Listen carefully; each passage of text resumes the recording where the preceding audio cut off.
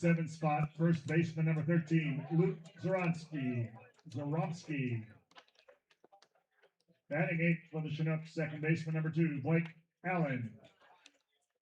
And batting ninth, left fielder number 34, Owen Dockstader. On the mound for the Chinooks, number 44, Takashi Maladi.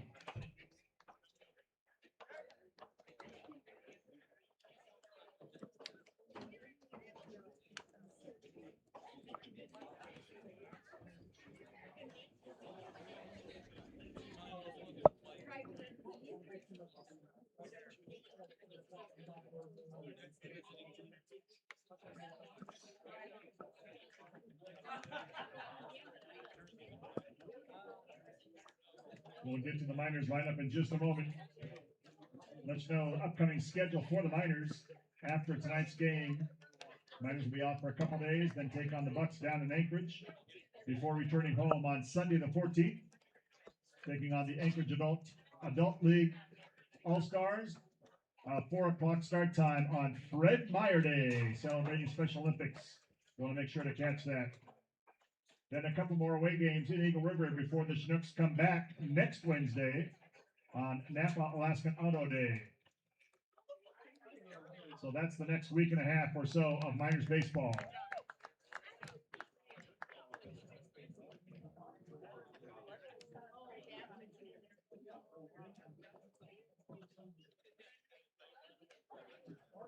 And now let's meet your Matsu Miners.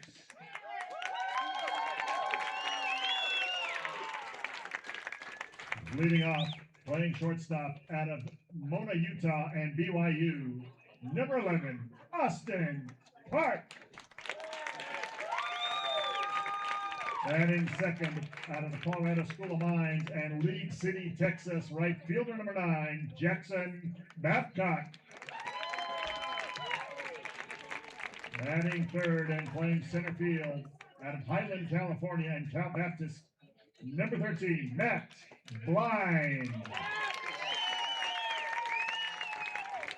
In the cleanup spot, the designated hitter out of the University of Nebraska and Wakarusa, Kansas, number 28, Cooper Grace.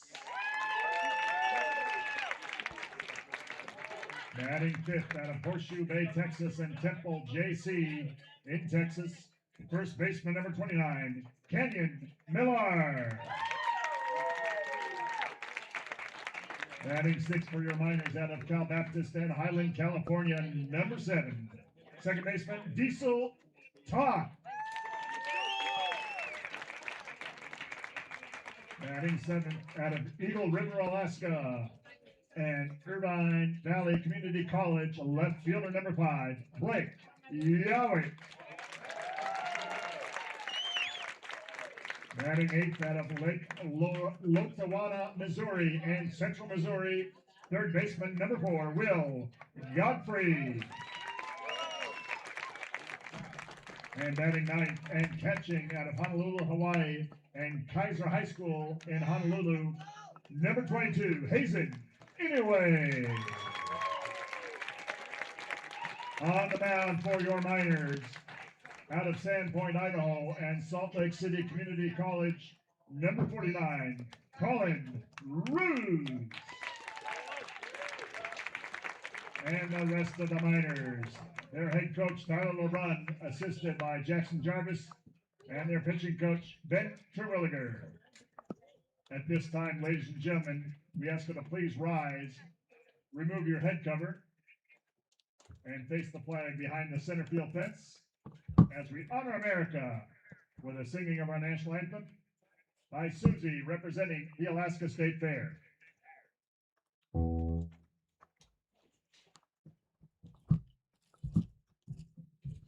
Check.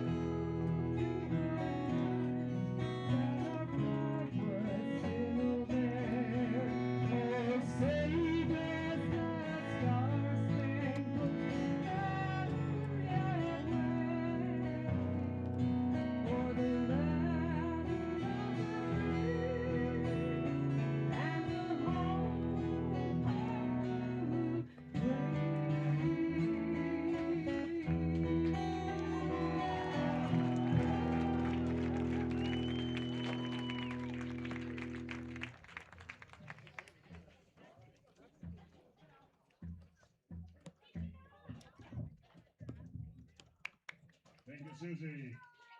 Now making his way out to the mound to throw out our ceremonial first pitch. Please welcome the new CEO of the Alaska State Fair, Mr. Blake Allen. No relation to the Chinooks, Blake Allen, I believe.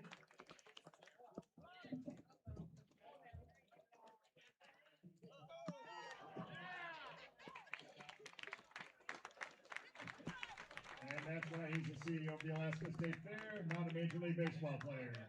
Thank you, Blake. Hey, folks, there is no extra charge for the dust suppression system currently raining down on you. And also no extra charge for the hail that you felt during the national anthem. All part of the program.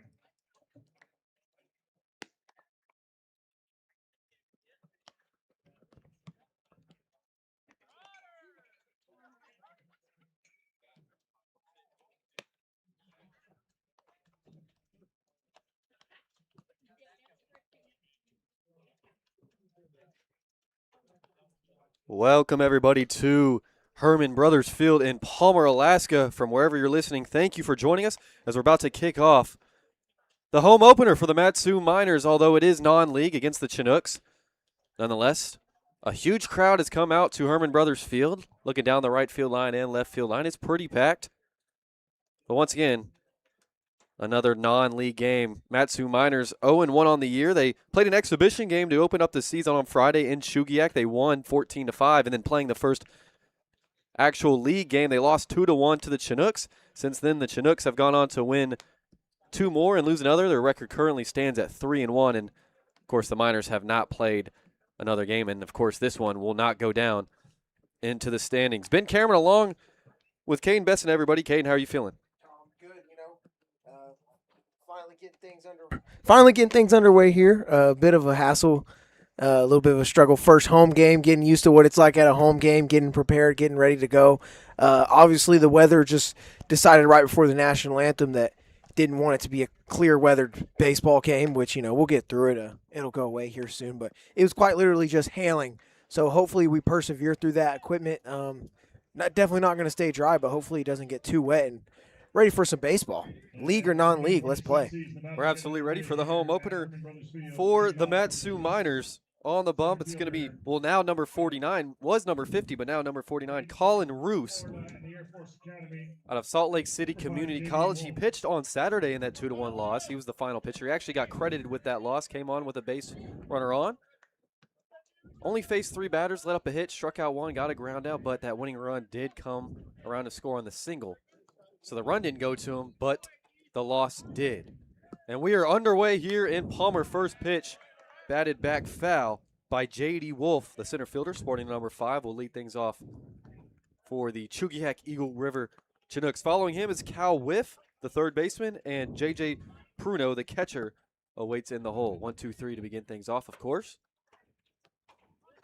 The 0-1 is a bunt down the third base line, going to get foul. Counts 1-1 to start things off. Wolf so far in the games that the Chinooks have played, which is more than anyone else by a couple, 2 for 7 with a triple and a walk, batting .286, .375 on base percentage. Wolf and Pruno, a couple of guys that have also had some number changes. Wolf was 14, changed to 5, and then same thing for Pruno. He was 5, changed to 14. Had to get that squared away. So guys are just kind of, maybe they're talking about this and they want to swap numbers with each other. 0-2, chopper down the first base line. There's Canyon Millar, there to step on the bag, and the 3 unassisted to get things underway. Just like that. Good start for Roos there, ground ball out. Third baseman number 21, Cal Whiff. Here's Cal Whiff, third baseman wearing number 21. Did have a double in his first plate appearance on the season in that Friday scrimmage down the left field line. But since then hasn't fared well, just batting .143. However, on base percentage over .500, he has 5 walks, lead the team and the league. First pitch misses inside. So although, once again, Roos got that loss on Saturday,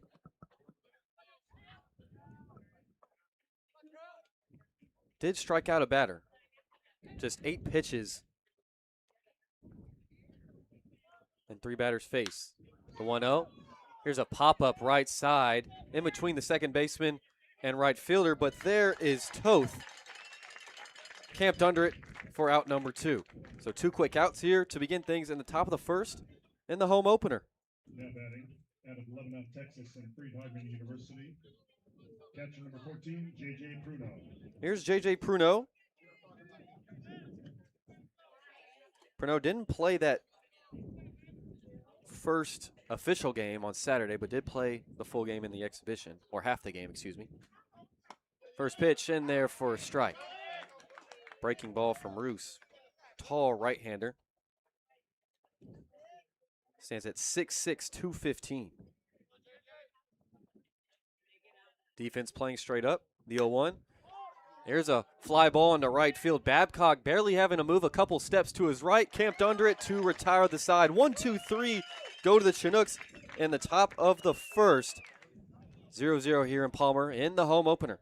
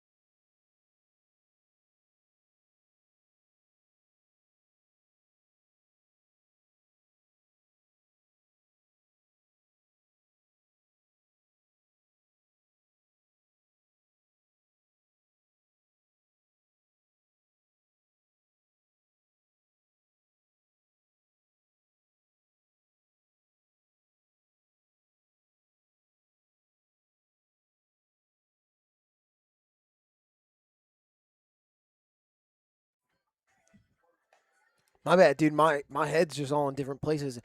Inputting the stats for a game is a whole different world that not new to me. I've done this for basketball. I've done it for volleyball, football, but whole different thing while you're trying to broadcast a game and set one up. So No, yeah, no. it we're looks learning hard. things. Yeah, we're learning things. These are skills we're going to use.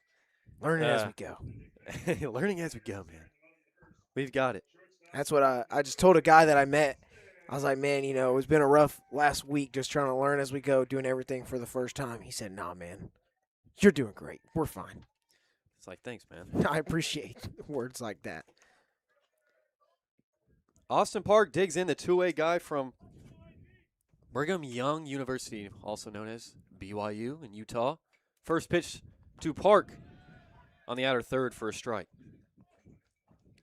Park so far on the season just 2 for 8 with a walk and stolen base. On Saturday went 1 for 4 with a single in his last at bat. On the mound, Takashi Malati, This is there. That was a good breaking ball, but good eye by Park there. That was a tough pitch to lay off. Park's a guy who loves to work inside out, has great opposite field power, and most of the time see him go the other way in batting practice and practice. 1-1 upstairs. Park thought about it, doesn't chase. 2-1. Chinooks playing straight up here to lead off the game. Babcock on deck and Blind in the hole. Miners wearing their crispy whites with the green and outlined in yellow Miners across the front. That one's fouled straight back. 2-2 now to Austin Park, who threw more on the mound than he actually hit at BYU. Only had a couple of at-bats, but for the summer, he came to hit.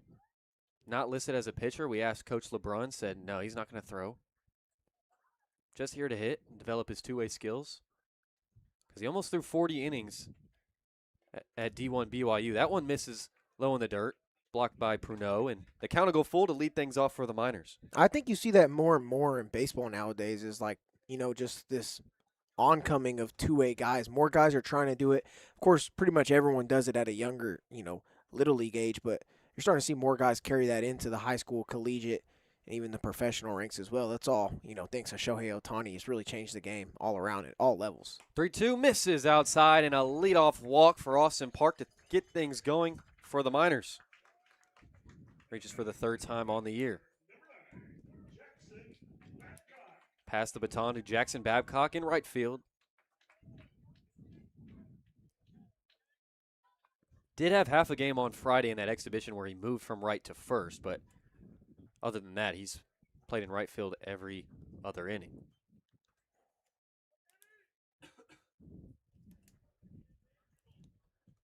First pitch to Babcock. Hard line shot down the right field line, but foul.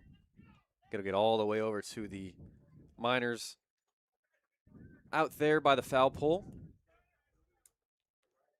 Bullpen pitchers. Very traditional, no wall separating from the field. They're just out there. Got to keep a heads up.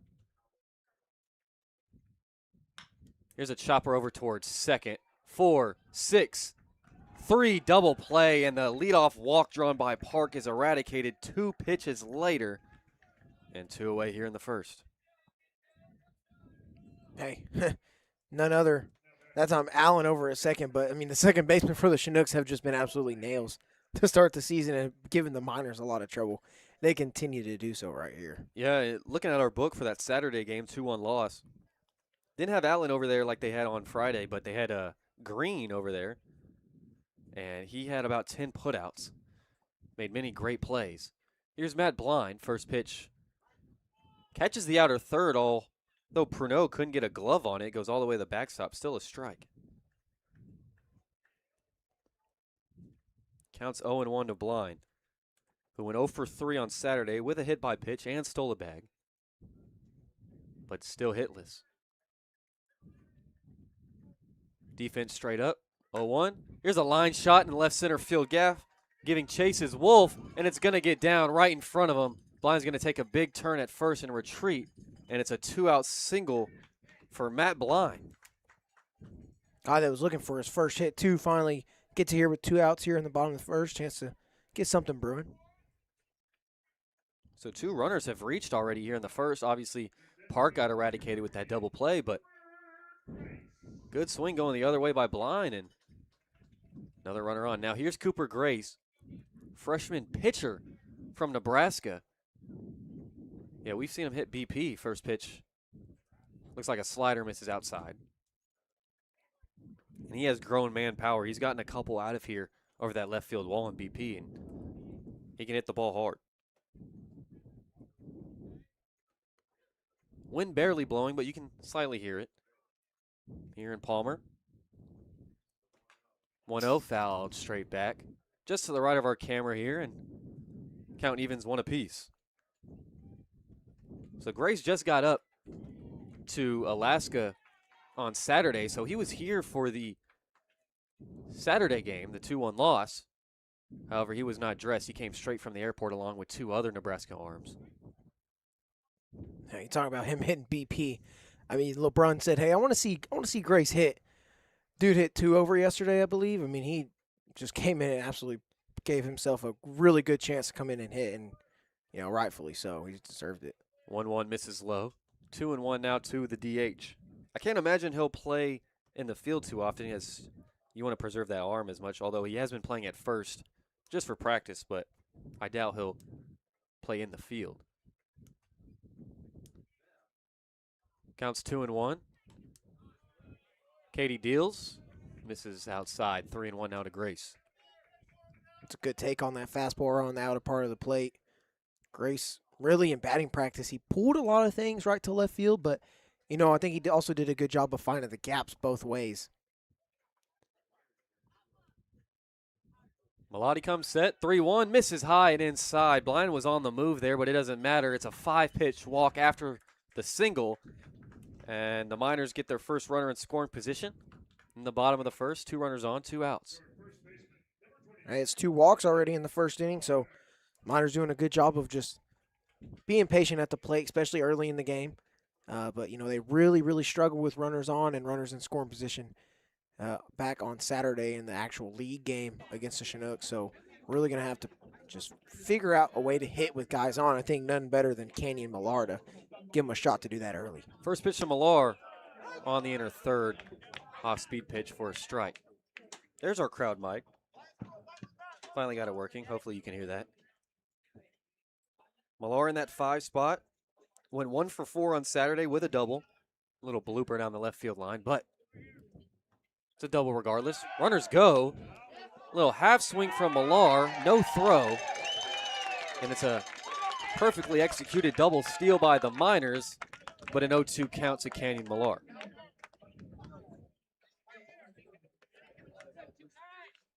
So this is where the Miners really struggled on Saturday. They went 0 for 13 with runners in scoring position. The 0-2. Wave and a miss in the dirt. Gonna have to throw down the first, and it's offline, but first baseman Zaromsky is gonna be able to touch the bag to retire the side. Miners strand 2 in scoring position. Had 3 reach, 2 walks in, a single, but we added the second. Your score 0-0 here in Palmer.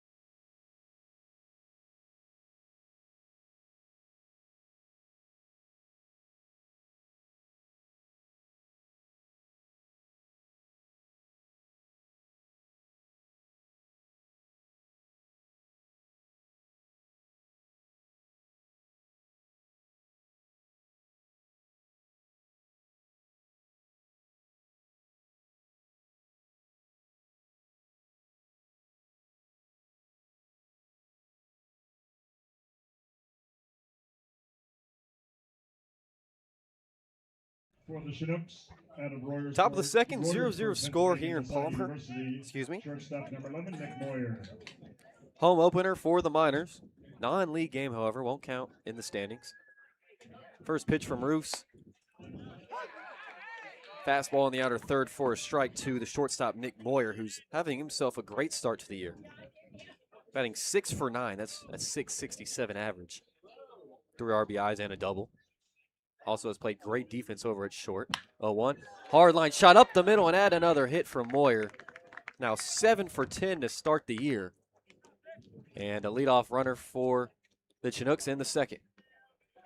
Yeah, Nick Moyer just continues to kind of mash. See why he's hitting in that 4-hole for a reason. Continues to prove why he deserves to be in that spot at the first base runner. And hit that Roos is allowed. See if he, settles in here through the rest of the order, though, and mows these guys down like he did that top 3. Right fielder Samuel Hess digs in. First pitch.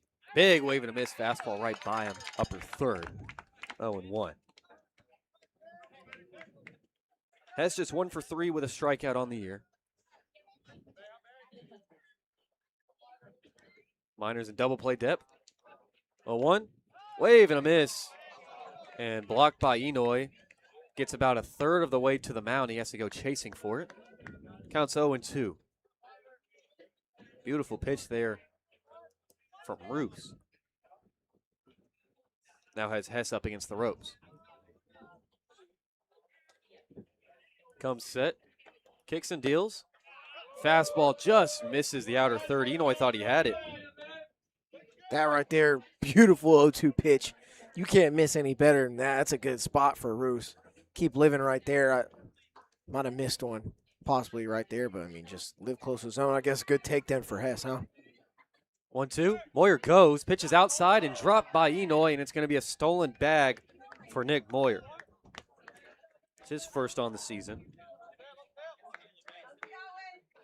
That one, no chance really there. Enoy dropping that ball. He did learn after the first game of the season that, one got away from him and got into center field on his throwdown, just maybe not to throw that ball. So good job learning from that decision. Knew he had no chance there, but I mean, not even trying it, making the smart play. I mean, guy's 18 years old, just graduated high school. He's learning out here, and he's already learned from at least one mistake you see right there. 2-2 misses, counts now full. Toth over at second, holding Moyer on. Roos looks at him. Doubles up. The 3-2.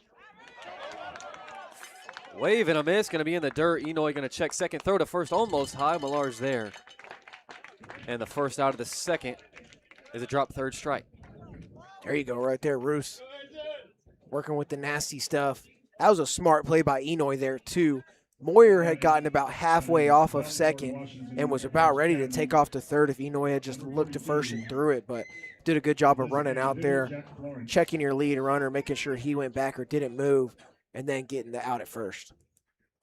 One away here in the second, runner on second. Here's Jack Florence. Big lefty wearing number 42.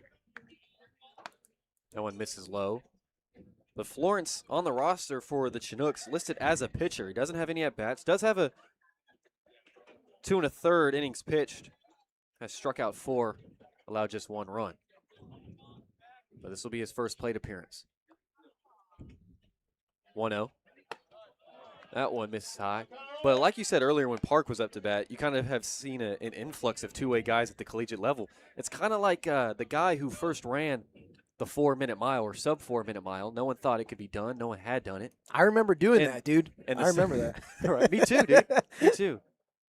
Took me a whole inhaler, right? That one, fastball catches the outer third. It's a strike. Oh, yeah, I remember running the first 4-minute mile, man. Cool that Yeah. you brought that up. But- I mean, I try to be humble about it, but. Right. No press, no cameras, no. But regardless, after that happened, you had an influx of people actually do it. So once you have the pioneer, it comes a lot more common. That one misses inside. 3-1 now to Florence.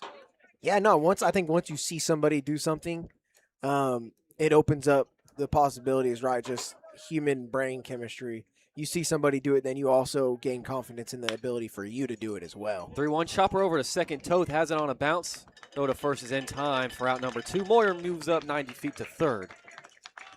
But 2 away. So far, good job from Roos to bounce back after that leadoff single and stolen bag from Moyer. Has retired the next 2 and is just an out away of getting out of this unscathed. Well, in his way, it'll be the first baseman, Luke Zaromski, who's just 0 for 4 on the year. First pitch, fastball at the letters, misses. With 3 strikeouts, so hasn't had any luck so far at the dish. Wearing the number 13, has a couple of practice swings in there. Minor's playing straight up, the 1-0. That one pulled left field on a line, but foul over to that Chugiak bullpen. Shoot, talk about a line. That was a frozen rope. That came off the bat hot. Heads up. Hard strike number 1, 1-1 now.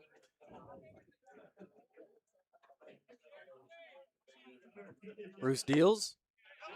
In there for strike 2. Now Roos is a strike away from starting that leading runner on third, excuse me. Miners did a good job of this on Saturday in that game against the Chinooks of just limiting the damage, right? Only gave up 2 runs. So they did a good job working themselves out of situations. See if they can keep that up.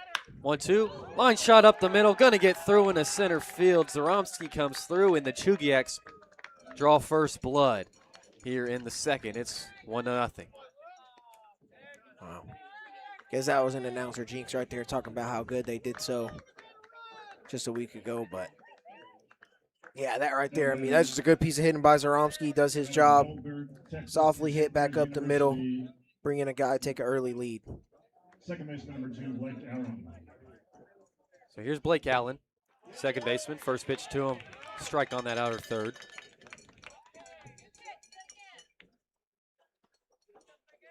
See now if Roos can really limit the damage and not let a hit parade get started for the Chinooks. Right, it is non-league, but these dudes are college athletes. They're competitors. 0-1. Fastball misses somewhere. So it missed right over the plate. Interesting. Belt high over the plate, it missed. I don't know how often that's been uttered in baseball. 1-1. Bruce deals. Curveball top of the zone misses. Asked for an appeal. He didn't go. Another one of those super normal in baseball appeal to the second base umpire. Right, only 2 out here today. Believe there was 3 in Chugiak. Just 2 today, though. Pickoff attempt, not in time. Zaromski's in standing.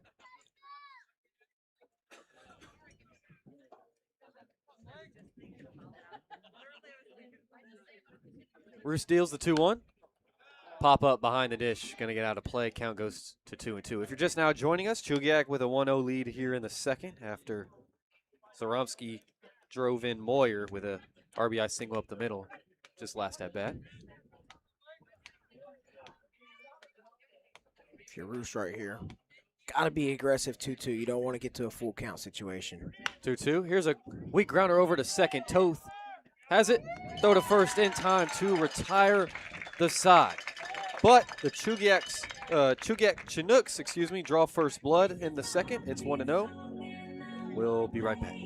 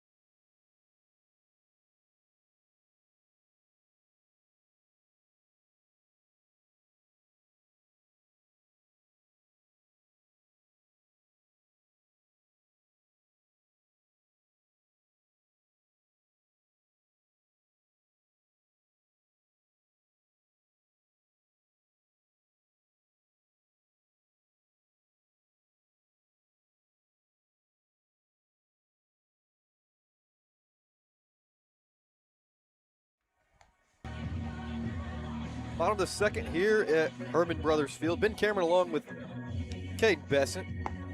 And if you haven't seen anything on social media, we are from Texas State University, and we're still early in the season, but we're super excited to bring the Mat-Su Miners 2026 season to you.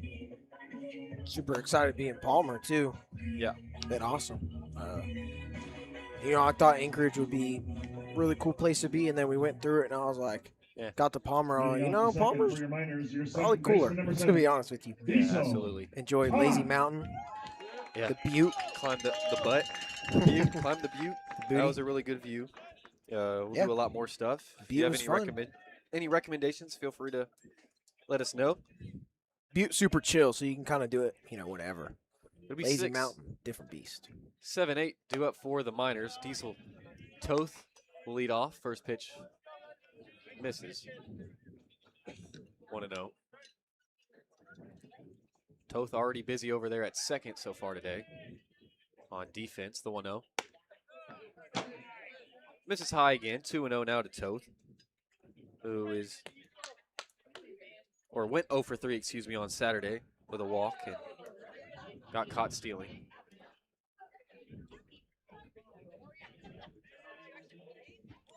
McCady deals the 2-0. Misses high for the third straight time. 3-0 now to Toth. Good start Now to the this Miners inning. had a leadoff walk in the first by Park, but then grounded to a double play. 3-0 to Toth. Misses outside. It's a 4-pitch walk to lead off the second for the Matsu Miners, and Toth is on for the first time. Yeah, back-to-back innings with leadoff walks for the Miners. A good way to start it. Park did it in the first now. Toth. See if they can get something going after, falling behind in this game. 1-0, same thing happened to them back last Saturday in that league matchup where they fell behind 1-0, and it took them forever to scratch a run across. First pitch to Blake Yowett is in there for a strike. Yowett, the local kid out of Chugiak. Bet it's pretty cool come home for the summer and play summer ball around, just a place where you're really familiar with. Plays ball at Irvine Valley Community College in California. 0-1. Up and away corner for a strike. 0-2 now to Yowett, who on Friday went 1 for 3 with a walk and hit by pitch. So he reached 3 times and stole a bag, scored 2 runs. So he had himself a solid first appearance here in the ABL. 0-2. In the dirt, blocked by Pruneau, in between the legs of Yowett, but Toth isn't going anywhere. Yeah, I bet coming home is pretty cool. I imagine that this community, Palmer to Chugiak, they're really excited anytime somebody goes and plays collegiately in any sport, especially baseball, something that's really popular here in the summer, and then getting to come back and play in front of that community again. I bet that's a really cool thing for Blake and everyone else. 1-2, check swing by Yowett, but home plate umpire says he went around, and Yowett strikes out. And the fans here in Palmer have really popped out for the first game, as they tend to do for any game, right? Average attendance of about 1,000. But they're down I know that it's not on the camera, but they're down both left field and the right field lines, and of course behind home plate. So plenty of fans here as the sun really peaking on that right side. Oh yeah, it just came out, got bright. That weather went away real quick though, didn't it? Here's Will Godfrey. First pitch misses outside. Godfrey, the freshman out of Central Missouri. Godfrey, dude, he's 18, 19 years old. I guess I could have looked before I assumed, yeah. Dude's about to turn 20 in October. This dude has some pop in that bat. Pickoff attempt over at first. Toth was off balance, but he's able to get back in head first just in time. But Godfrey out of Central Missouri, a great D2 program. In fact, the most winning, the winningest D2 program since 2000. You can see it in their Instagram bio. Very great program. Runner goes. That one popped up on the left side behind third in foul territory. Whiff under it and is there to make the grab in that huge foul territory here at Hermon Brothers Field. And there's 2 away now. Yeah, that's an unfortunate out. And like you said, that foul territory is so huge. The backstop goes back a long ways. Not really hitter friendly in terms of, putting something in foul play. It reminds me of the A's ballpark in Oakland. Oakland Coliseum. Yeah, Ricky really Henderson reminds Field, me of that. or Ricky Henderson Coliseum, whichever Yeah. one they did at the end. But yeah, huge. I was just about to say that. We're same wavelength here. Here's Hazen Enoy, high school grad catcher. First pitch misses outside. Now Enoy, here's a kid who's very impressive, right? From the left side of the plate as a catcher, has insane pop. From Honolulu, Hawaii. 1-0. Pop up, straight back. Going to get out of play 1-1 now. You know, speaking of the Athletics, these Miners jerseys actually from the second I saw them reminded me of the Athletics like a lot. And it's even funnier because this morning we were watching the Athletics and Brewers highlights from that game 2 days ago. It was like 15-14, 12-inning ball game in Las Vegas. So funny. I mean, we're both fans of teams in the same division as the Athletics. Talking about the Athletics. Not Another a fan of pickoff them. attempt. Toth off balance yet again, but just able to get back in time. No, that's up there for almost game of the year at least so far. Oh, 100%. Las Vegas fans getting a taste of Athletics baseball with that Las Vegas series. They're playing at the Aviators ballpark, the AAA team. Their AAA team, I should say. 1-1 misses high and outside. Enoy on Saturday in that 2-1 loss went 0 for 1 with a walk and a run. He scored that only run for the Miners that game and then had 2 successful sacrifice bunts.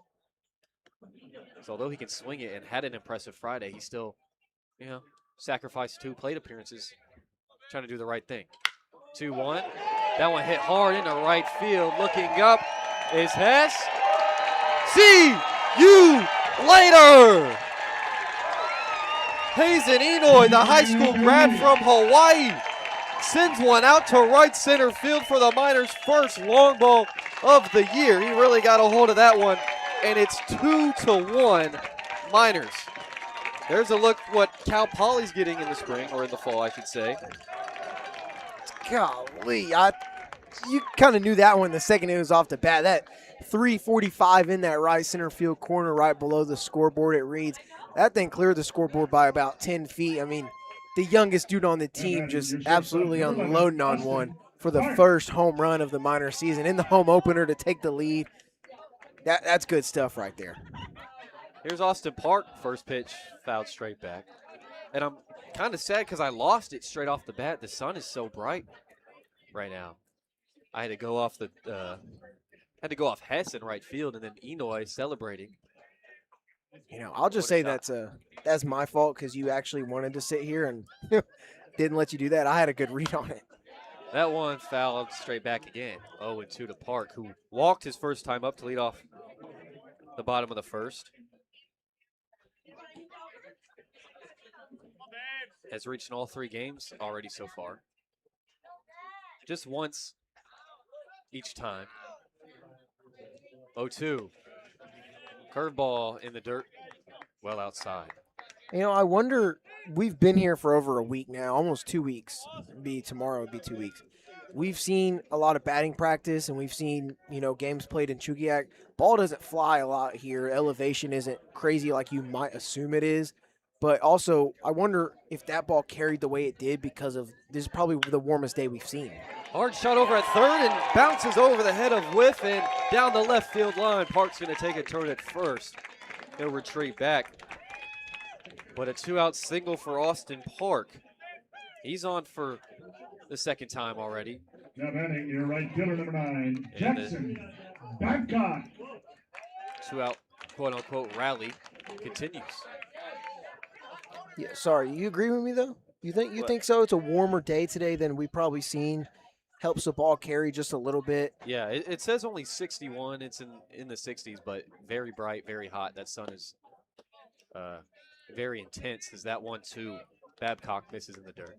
Totally different 61 degrees that you'll experience in the lower 48, though. That is for sure. Sun's different, right? It's the top of the world. Now it's not quite humid. Literally close to the sun. Yeah, not humid, but no. The sun is still very hot. Far different from places like the slums of Houston, Texas. It's still kind of like California. 1-0. Ground ball towards the Miners' dugout. 1-1. Yeah, it's not humid anywhere near like San Marcos, where we're from. Houston, Texas. I mean, that place is different level of humid. Galveston, Corpus Christi, right near the coast. But it's a clean, crisp air around here, wouldn't you say? Yeah. Still feels nice. It's just when that sun gets on you, it beats on you. Oh, no, the sun's no joke. Pickoff attempt, not in time. Babcock last time up, last inning, grounded to a 4-6-3 double play. Looking to extend this Inning with 2 outs. 2-1 Miners. Hard line shot right field line, but foul. And all the way to the Miners bullpen. Nice scoop over there. Whoever's on the far right side of the bench in the shade.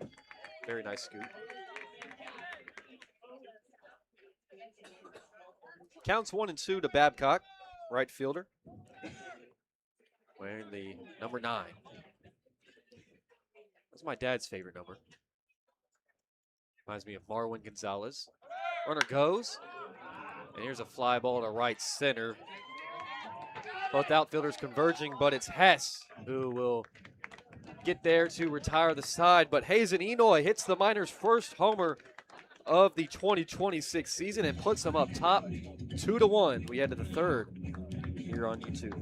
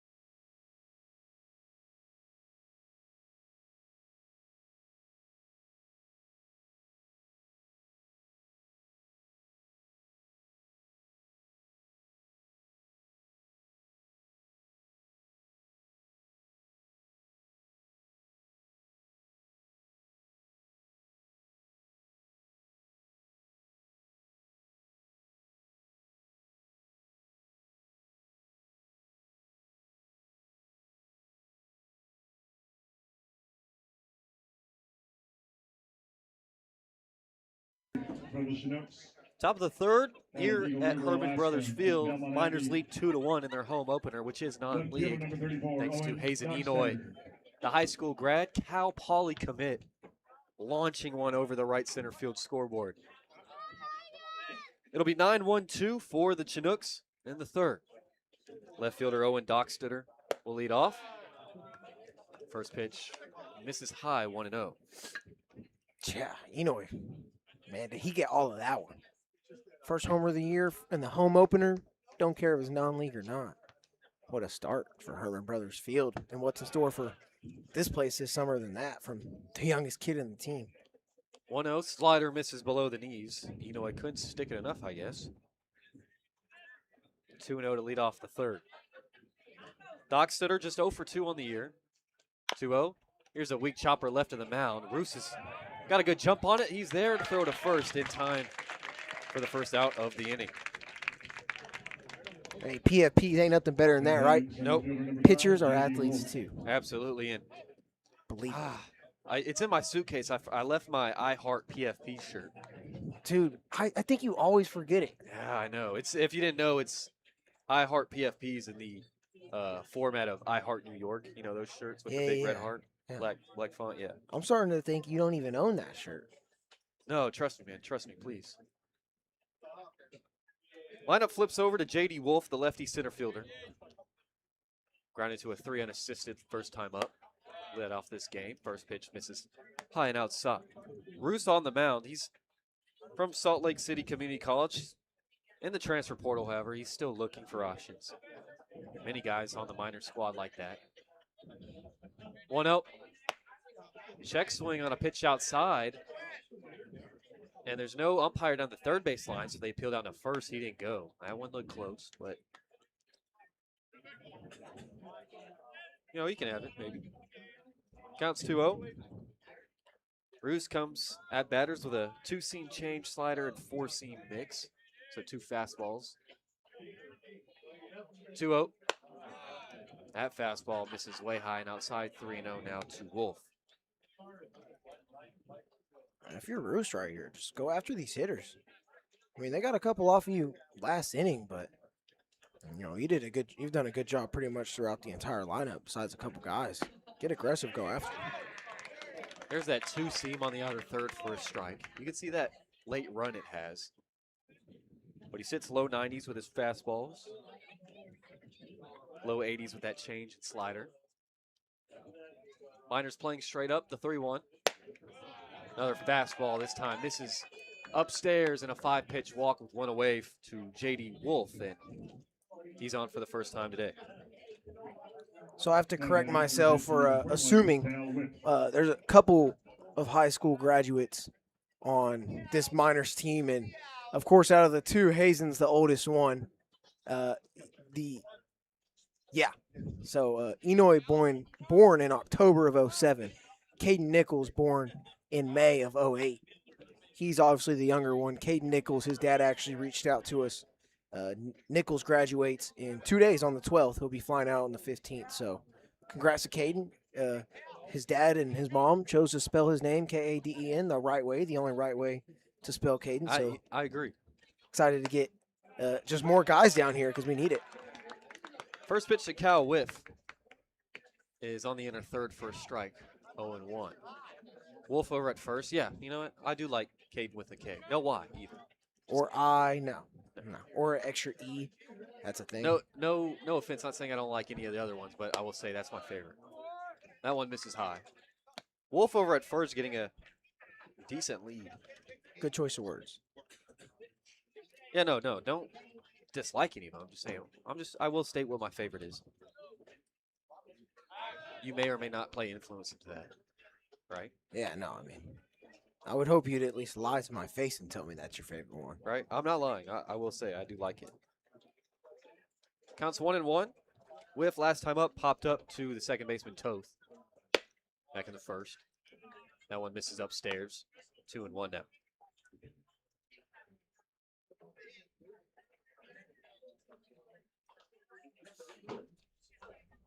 See if Roos can just battle back here and just getting into the zone. Falling behind back-to-back counts. 2-1.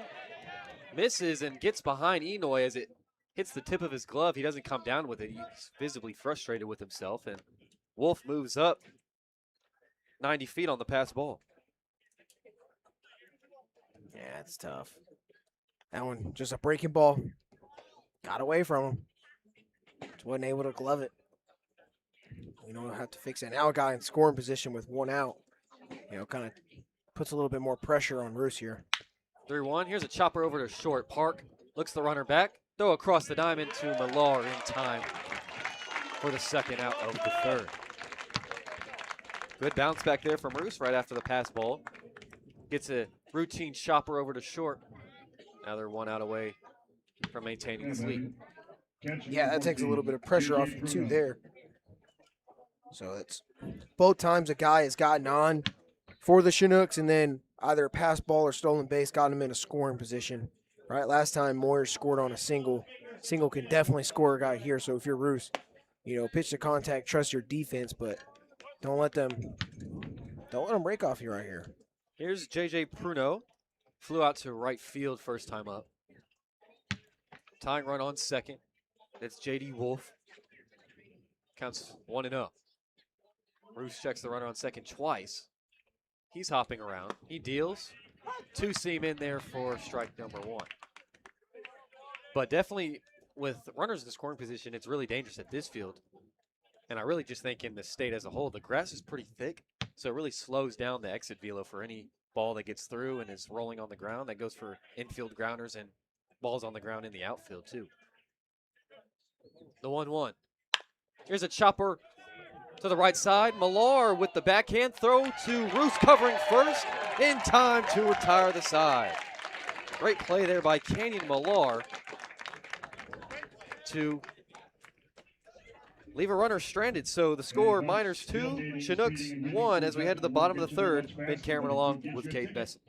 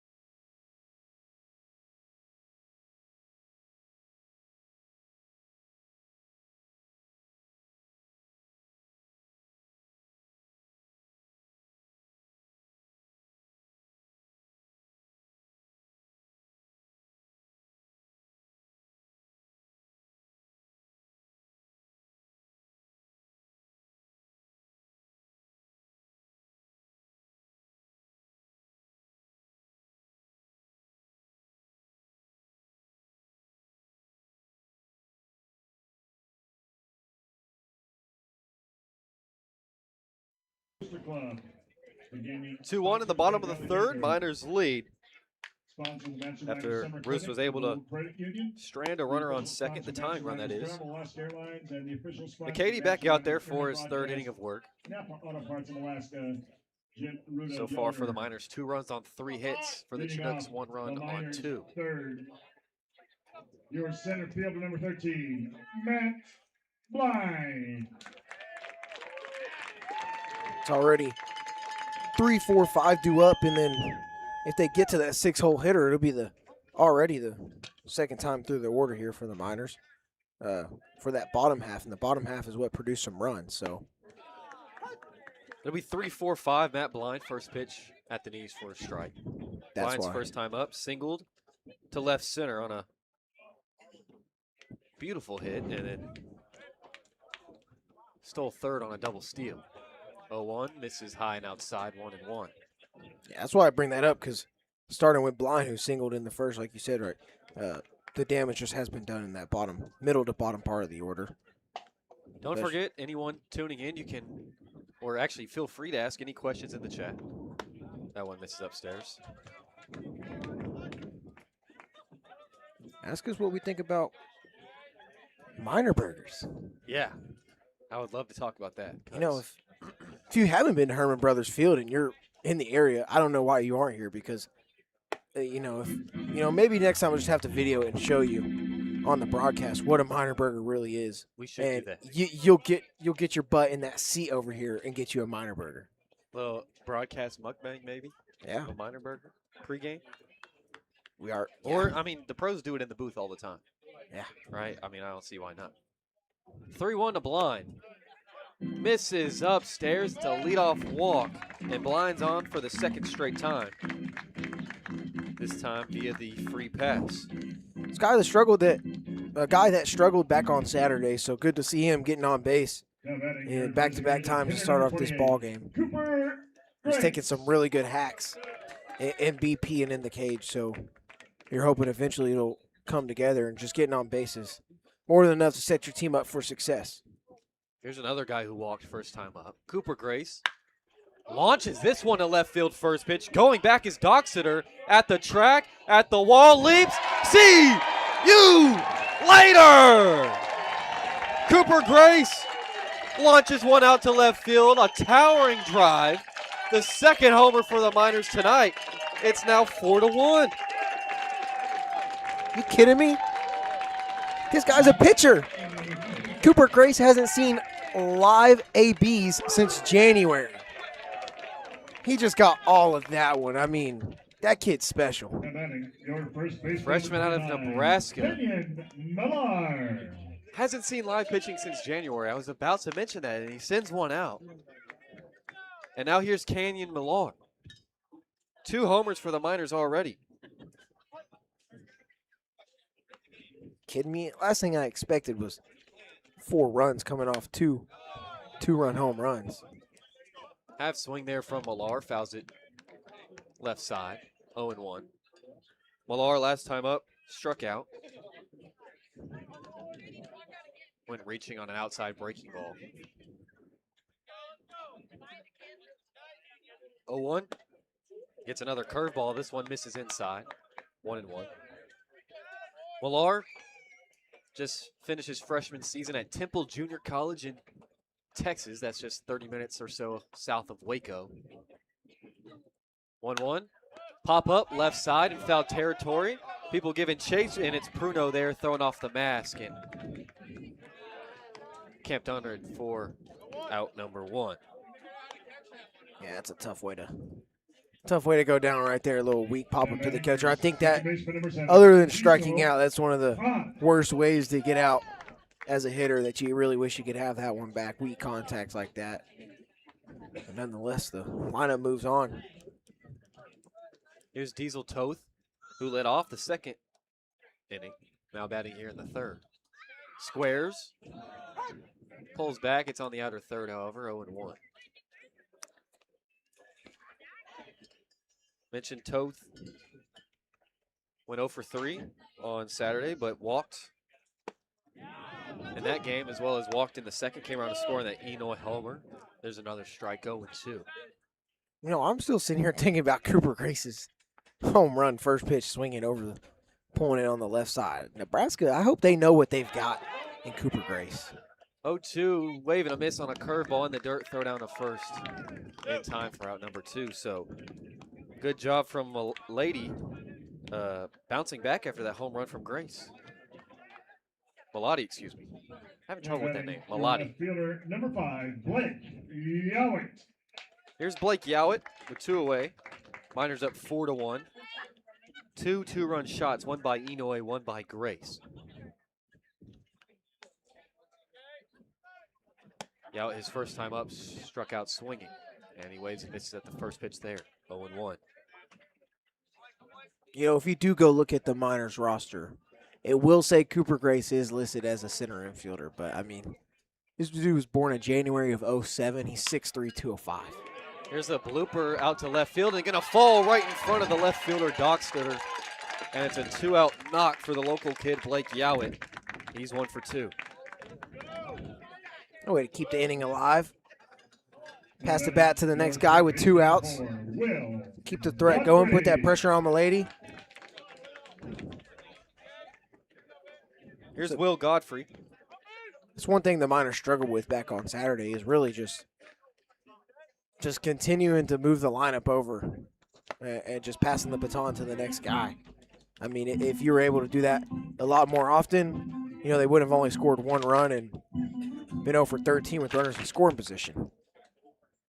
Godfrey back in the second. First time up, popped up in foul territory over at third, but it was way over there left side of foul territory, almost basically on the gravel. Pickoff attempt not in time. 0-1 to Godfrey, who's we mentioned from Central Missouri, the Mules, one of the best D2 programs in the country, but in 25 as a high schooler, he was also named a Missouri Player of the Year finalist and earned All-Star team honors. That one's hit out to left center. Dockstetter coming on and is there just in time to retire the side. But Cooper Grace gets all of one, sends it over the left field wall for a 2-run blast and makes it a 4-1 ball game here at Hermon Brothers Field. We'll be right back.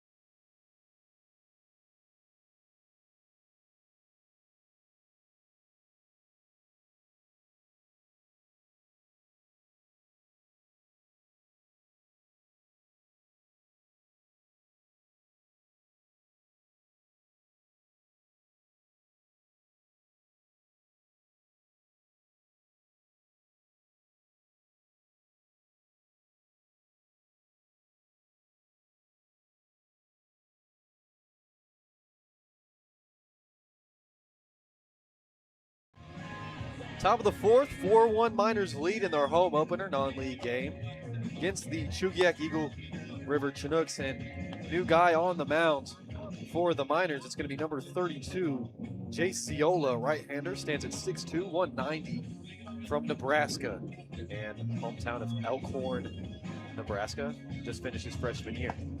Yeah, guy that's going to come in, he's going to bring that zip with that fastball. Four seam sits 94 to 97. Slider comes in at 86 to 88. Curve 77 to 80. That's really fast for a curveball. And then change up mid 80s, about 85, 86. So, I mean, a dude that is literally a freshman out of Nebraska, a place that just got to host a regional, and he's pumping, 94 to 97. He did say 97 was an in-game top out for him, right? So very much valid. You got to throw that in there and say he could touch 97. It'll be middle of the order, 4-5-6 for the Chinooks as they face a 3-run deficit. Someone in the chat, Marcus Fisher, asked, who are you guys most excited to see on the team this year? First pitch from Ziola. Fastball upstairs. Here's one of them. Yeah. Right, when you have a guy who can throw over mid-90s or top out at 97 in game. I think you're always excited looking at a roster for all the guys that do go to power schools, right? You're just naturally drawn to that. There's nothing you could do about that when there's 3 guys from Nebraska, like I said, just hosted a regional. Guys from, these aren't power programs, but St. John's and Cal Poly guys, both of those schools were just in super regional. So you're really excited about the teams that are at, the guys that are at successful programs for sure. But then you get here and then you learn about certain guys like Jackson Baker, was at Long Beach State, says now he's headed to Oregon State, and then you see what he does last Saturday, 5 hitless innings, 10 strikeouts, and then you just get even more excited about certain guys. 3-0 is another fastball that misses, so has some zip on it, but a 4-pitch walk to lead off the inning to Nick Boyer, who's on yet again. We mentioned he was 7 for 10 after that leadoff single back in the second to start the year. 7 for 10, 700 average, and now he reaches on 4 pitches. I say it's kind of hard to just not say everybody on the team. I think you get excited about everybody, especially once you get to meet them and talk to them a little bit, right? We talked to Zach Bowman, guy from Gonzaga. He's like, yeah, I was throwing a fastball and a changeup all year long. Like, what? First pitch to Samuel Hess is another one that comes inside and just gets maybe an atom of the jersey. Definitely didn't hit him, but just skimmed his jersey, and now there's 2 runners on just like that in 5 pitches, a walk and a hit by pitch. And here's Jack Florence. Yeah, it's not how you want to start. For Ziola right there, back-to-back free passes, and obviously going to get a conversation now because of it. It's the right call. Ben Terwilliger, pitching coach, going to come out and talk to his guy who definitely throws the hardest on the team, but so far has missed. But talking about other dudes, yeah, Jackson Baker. That was his last game, 5 frames, no hits, 10 strikeouts. That was his first game ever throwing a slider. So he threw all of last year just on a 3-pitch mix. Now he throws in a slider on there. He mentioned right when we talked to him, hey, that's my best pitch, or that was at least my best pitch that day. It worked really well. He was mentioning his curveball. He was kind of all over the place with it, couldn't get it over the plate. But other than that, an amazing outing. Grace has a lot of power. Ziola throws really hard. Pankinen, another guy from Nebraska, sinker baller, right? Doesn't throw a 4-seam, his only fastball is a sinker. He throws it in the mid-90s, right? Godfrey, they call him Beef for a reason. Yeah, this whole roster just full of guys, right? Watching Godfrey just finish his freshman year take BP, it's like this dude can really swing it. Tyler Akers is a guy that I think is, very much capable to be playing at a higher prestige baseball school than East Central University in Oklahoma, but he also plays football there too, so then you respect his decision to stay there, right? Maybe as an undersized guy at 5'8", 175, going to be harder to also play football, so I respect him wanting to play both, but he's such a good baseball player too. I really think he could be playing, somewhere competitive Division I ball, but yeah, it's really hard not to be excited about this whole team, especially chance to go back-to-back top of the world championships for number 10. Florence wants it down the first base line. Enoy's off, throw over to first in time for out number 1 here, but a successful sacrifice from Jack Florence. Runners move up 90 feet on second to third now. That's how you do a job right there.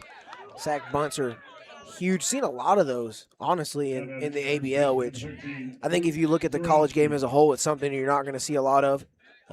If you watch the Men's College World Series, starting tomorrow through all the way till that thing ends in a couple weeks, you won't see as much of it, but then you'll get to certain points in games that are so tight that you'll start to see it get pulled out.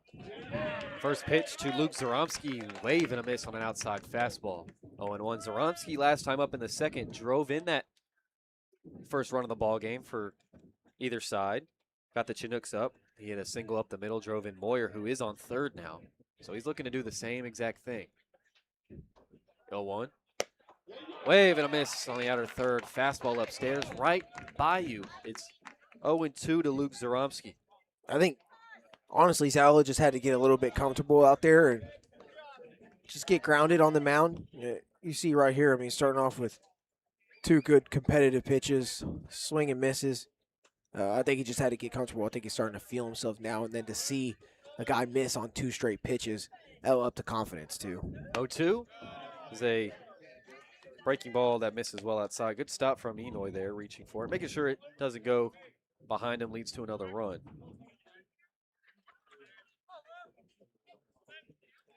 Just went a couple fastballs to a breaking ball. See what he goes with here up 1-2. I believe that was the curve, because it looks slower. 77 to 80, he said, is where he sits. The 1-2. Fastball just misses outside. 2-2 now to the first baseman, Zaromski, who's 1 for 1 with a single. Kind of expected him to come inside with that heater, but he leaves it outside. Not a bad spot. He didn't miss by much either.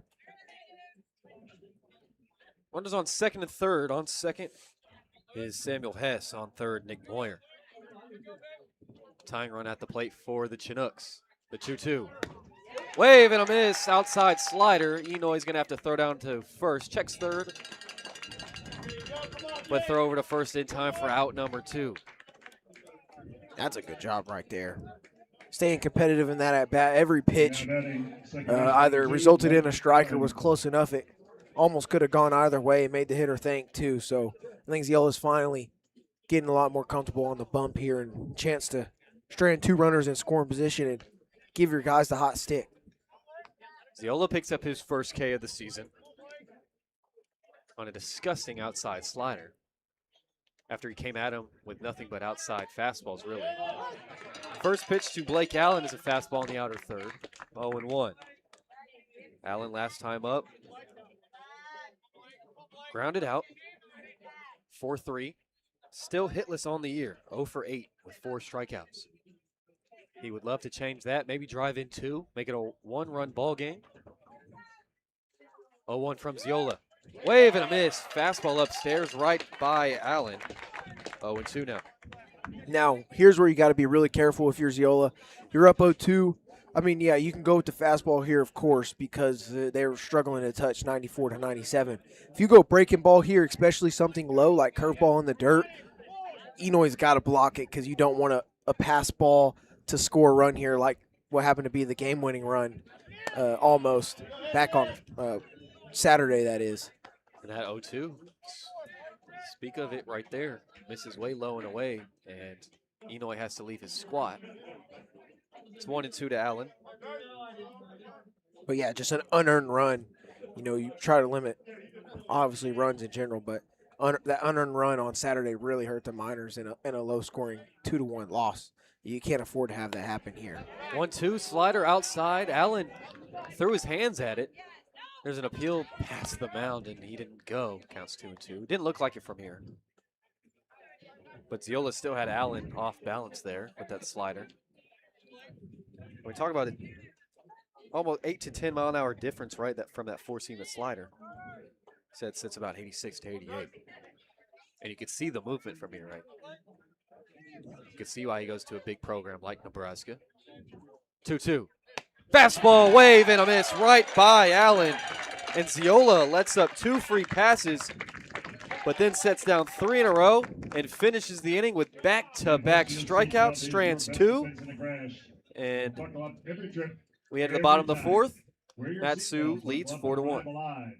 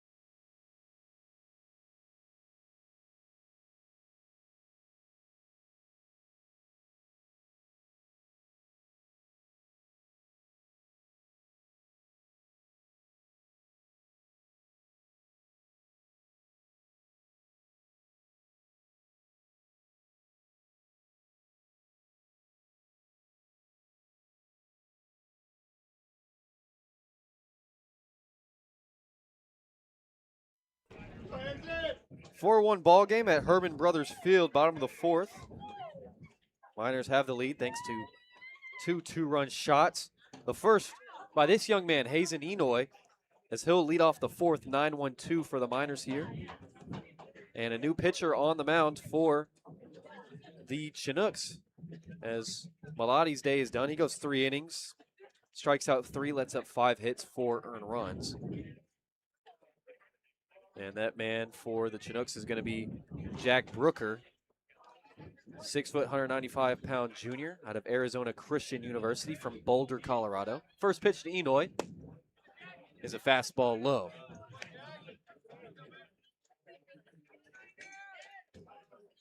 You know what? I got to just say, if you're watching this on your TV right now, I tip my cap to you because Game 4 of the NBA Finals is on, and who doesn't want to watch that? That 1-0 catches the outer third. Spurs up big right now. And if you Not don't know big us, anymore. Oh, it's not? It's only an 11-point lead with 6 left in the fourth. If you want to know your broadcasters more, or voices of the Miners, whatever you want to call it, as that one misses. We are big Spurs fans, right? San Marcos, if you don't know where Texas State University is right dab in the middle of San Antonio and Austin. Takes about 55 minutes to get from San Marcos to the Frostbank Center. Here's a hard ground ball over to second. There's Allen, throw over to first in time for the first out of the fourth. Now batting your shortstop, Yeah, so, number 11, Austin. That 29-point lead that the Spurs were rocking with has been cut down to 9. That's really how they roll, and it's unfortunate. Yeah. That's how they've been they were against the Thunder. It's all postseason, right? Sweet Bacon, I agree. It is better than being a Mavs fan. And I never really considered or ever told anybody, yeah, I'm a Mavs fan. I definitely grew up closer to DFW and watched that 2011 championship where Dirt just ran through all the greats. And definitely was rooting for the Mavs when that happened, but didn't really have a fandom in basketball. And then they traded Luka away. And I said, yeah, I'll never be a fan of that. Curveball looks like it misses outside, but Brooker gets the call, so it's 0-2 to Austin Park, who has reached both times, a walk and a single. 0-2. Another curve low, misses. 1-2 to Park. And actually the first NBA game I ever went to was last season at Frostbank Center. Got a tour of Frostbank, met with the director of their broadcasting, got on a tour for class, and first game I go to made me a Spurs fan. High and outside fastball. Park goes chasing, and he's down on strikes. And Now batting 2 your quick right counts fielder, here in the number fourth. 9, Jackson Babcock. 2 quick outs for Brooker right here. He's coming in and done a good job of just making quick work of the Miners. And honestly, it's really only been a couple big swings that have made this thing a 4-1 lopsided game. Right. 2 homers. I mean, that's 2 swings right there, and we're talking about a whole different ball game. Here's Jackson Babcock up for the 3rd time, already in just the 4th inning. He's 0 for 2. Double play and a fly out to right. First one misses inside, the 1-0. Also misses inside. He thought about it, saw some hand action there, but he doesn't go any further than that. It's 2-0. And now, also important to note, though, I mean, there's only been cut 3 hits for the Miners. Both runs that have scored on the 2-run home runs have reached via the walk. 2-0 misses outside. And you don't expect in a collegiate league, right, excuse me, and a wood bat league, and in a place that's closer to sea level, the ball did not fly. You saw last year not too many home runs during the season, but already 2 here in this game. Home opener, 3-0. Misses high and inside, a 4-pitch walk for Babcock. He's on for the first time tonight. And there's a runner on for the Miners with 2 away. Now batting your Good to see center him fielder, get on. 13, Matt Babcock's Ryan. definitely a guy that can do a lot of damage on this team. Rough start to today, but, I mean, you've already got 3 plate appearances, and we're in the bottom of the 4th. He's going to see a lot of action throughout the rest of this ball game. Runner on, 2 away. Here's Matt Blind, the lefty center fielder, who's reached both times. He's 1 for 1. Fouls out 1 straight back. But for Babcock, it's good for him, right, to finally get something going. He did have an RBI fielder's choice back in the 7th on Saturday in that game where he went hitless, and But he did have 2 hits on Friday in that exhibition. The 0-1 brushes blind off the plate, and it's 1-1. Yeah, I'll be honest. Sweet Bacon, there's the first-class organization in all of sports. Spurs are definitely up there as one of the best organizations in terms of overall how it's ran and everything like that. So Yeah, absolutely. That one foul tip. I agree. No one supports them like San Antonio supports the Spurs, and I mean for good reason. It's a well-ran organization. They keep people around for a long time, and people stay working there for a long time For a reason. For a reason, exactly. We both met Kikarillo, director of broadcasting. 1-2 is a wave and a miss, and blind goes down swinging to retire the side. Miners strand a runner on first after the Babcock 2-out walk. But as we head to the 5th, it's still 4-1 here at Hermon Brothers Field in Palmer, Alaska.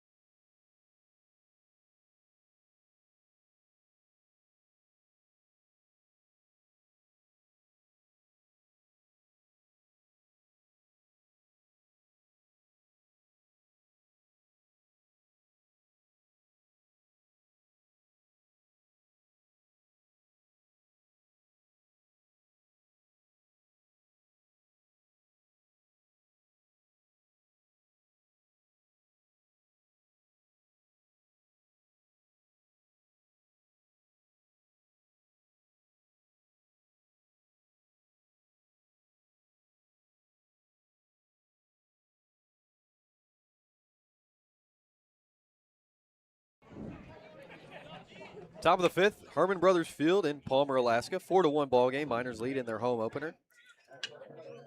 Yet again, just in case if you miss it, it is non-league. Won't go to the standings. But regardless, it's baseball. First pitch to Owen Dockstuder. Fouled straight back. Looking at the standings in the ABL so far early on, Chinooks lead the way. They're at the top with a 3-1 record. Pilots below them at 1-1. The Oilers haven't played a game. And the Bucks and Miners both 0-1. So still early.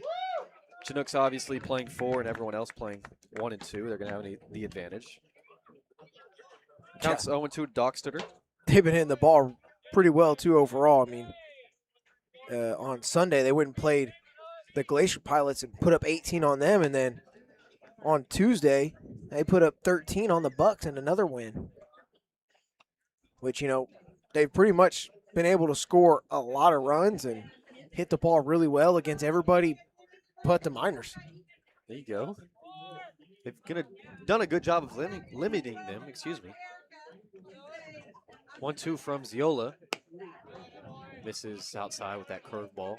2-2 now. Dockstuder first time up. 1-3 ground out.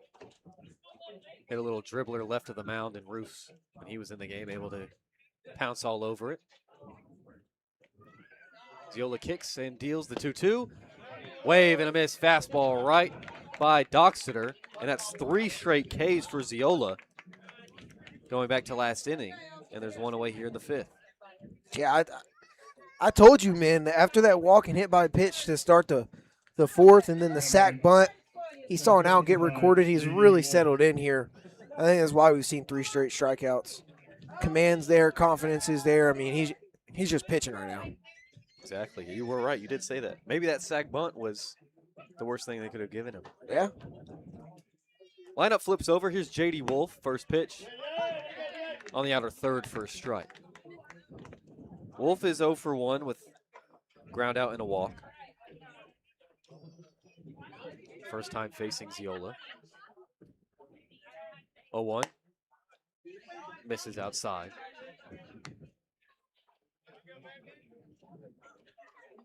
Oh, man. The Knicks just took their first lead of the game with 80 seconds left. They were down 29 at one point. They're up 1. That's crazy. 1-1 misses. Are you serious? Yeah, I'm like honestly quadruple tasking right now, but I'm very intrigued. I mean, it's the NBA Finals for crying out loud. I don't blame you. Miners playing straight up. Long pause. Ziola from the windup. Deals that one line shot down the left field line, but hooking foul and gets out of play. 2-2 to the center fielder. That sounded really good off the bat, though. I mean, It did.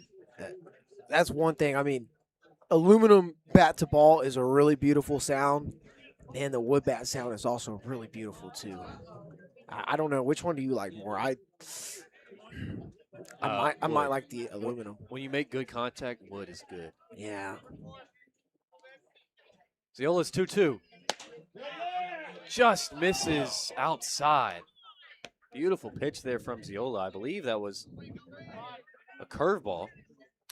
I'll say when you're in something like, a stadium, a ballpark that has like a roof over it and you hear the echo of the wood bat, that's the only time I really like enclosed stadiums and what that provides. 3-2, popped up left side in foul territory. Godfrey giving chase, but he's going to somehow run out of room, right? That seems impossible with this foul territory, but he does.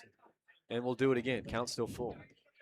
But now, outside, wood just doesn't have the same sound as aluminum does. I think about college baseball and what we've been witnessing the last few weeks in postseason play. I mean, it's just unmatched when you hear that ding.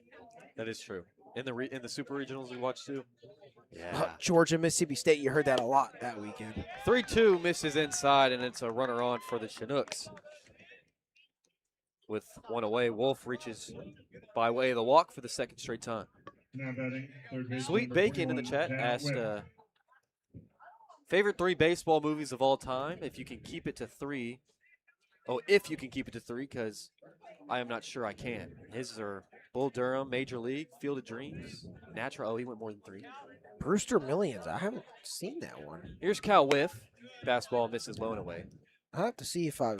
For love of the game, that's good. Moneyball. Yeah, for love of the game. 42 is a great one. 8 men out. The rookie. The list goes on. The list does go on. It's a very long list. Baseball is just. Hey, if you get it, one of those ones, man. All right, one of those things you live for. The 1-0. Fastball on the inside corner for a strike. I would say my favorite. I'm glad you mentioned those because. Just pick from that list right there. Which one's your favorite? Actually, no, because one of my favorite is what is it? Little Big League. Kid manages the Twins. You know that one? Yeah. That was one of my favorites because pickoff attempt over at first. I think Millar dropped the ball there, but Wolf was in safely anyways. But because they got actual like former ball players, right, as the actors. Ken Griffey Jr. makes an appearance, so like the actual action scenes look really, really good because they actually played baseball. I'd say that's my favorite. 1-1. Slider low and away. Home plate umpire says whiff did go around. And then I would say 42. 42 with Chadwick Boseman, R.I.P. Yeah, I think. Very, very good. I think true story ones are really good. Like I would say League of Their Own is a good one because it is true story based. League of Their Own. Oh, dude, I watched League of Their Own a lot with my mom growing up. Hey, oh man, it's gonna leave my mind the second I get ready to bring it up, man. Rom-com, Boston Red Sox. Oh, Fever Pitch. Yeah. That one's Oh, good. yeah. Jimmy Fallon. Oh yeah. That one is. When we went to College Station for the Texas A&M baseball game on St. Patty's Day. 1-2's outside, runner goes, and Enoy bobbles the ball, and so Wolf is going to have a stolen bag. I actually bought that Fever Pitch on DVD. Fever Pitch is good. Yeah, Sweet Bacon, there's so many, right? You can just name about 50. The Natural is super amazing with, I forgot his name, Red. You're going to have to remind me in the chat. That one's good. Sandlot, of course, 2-2. Fastball just misses high and away. Count will go full to whiff. Kids movie or not, you can't fail to mention Sandlot. Yeah, Sandlot's super good. The magic in that movie is still there. Watching it at 22 as it was when I was 8 years old. You know what? When I hit the retirement home, Robert Redford, thank you so much, legendary actor. When I'm in the retirement home, it's nothing but baseball movies, right? The 3-2. High fly ball left side. I believe that's in foul territory. Miners giving chase, and it's going to be Park making a diving attempt in foul territory. And I believe that hit off his glove, but he goes tumbling, and the ball pops loose. But what an attempt there from Austin Park, ranging all the way from shortstop to about the catcher's positions, the home plates, and the left field bullpen, all the way out there. See, that was great effort right there by Park. That's a tough play to make. I mean, it's really hard to run out of room. And, man, that ball just a little bit too far right there for him. He made great effort on that one, though. Ziola comes set. Payoff pitch. Fastball misses low, gets by Enoy. And Wolf is going to move up to third. And it's a walk for Cal with his 6th of the season. Keeps that on-base percentage very high, even if he lacks in the average department. And now runners on the corners with one away in the 5th. So 3 straight strikeouts for Ziola, and then back-to-back walks. You got runners on the corners. 1 out, tough spot to be in here. Definitely going to have to work his way out of it. I mean, he's going to have to make some tough pitches and really find a way to lock back into where he was when he got those 3 strikeouts in a row, because his command has seemed to gotten away from him. Here's J.J. Pruno, the catcher. First pitch, grounder over to third. Here's Godfrey, going to go to second for 1, throw to first. He's safe. Diesel Toth had some sort of delay on the transfer maybe, and his throw over to first just not in time. If he was able to make that transfer cleanly 100%, would have gotten out of the inning, but Chinooks scrape across another run on the fielder's choice. There's 2 away and a runner on first. RBI goes to Pruno. Now batting shortstop number 11, Nick Moyer. Here's Nick Moyer, who's having himself a year so far. He's reached twice tonight. First pitch fouled straight back. Coming in today, he was 6 for 9. And singled back in the second, came around to score, and walked last time up. So he's adding on to it. Batting .700. On base percentage even higher. 0-1 from Ziola. Slider misses just outside.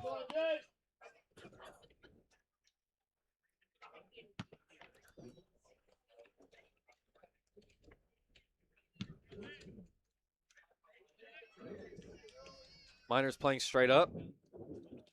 Pruno on first, 2 away, 0-2, or 1-1, excuse me. Change up on the inner corner. Now 1-2.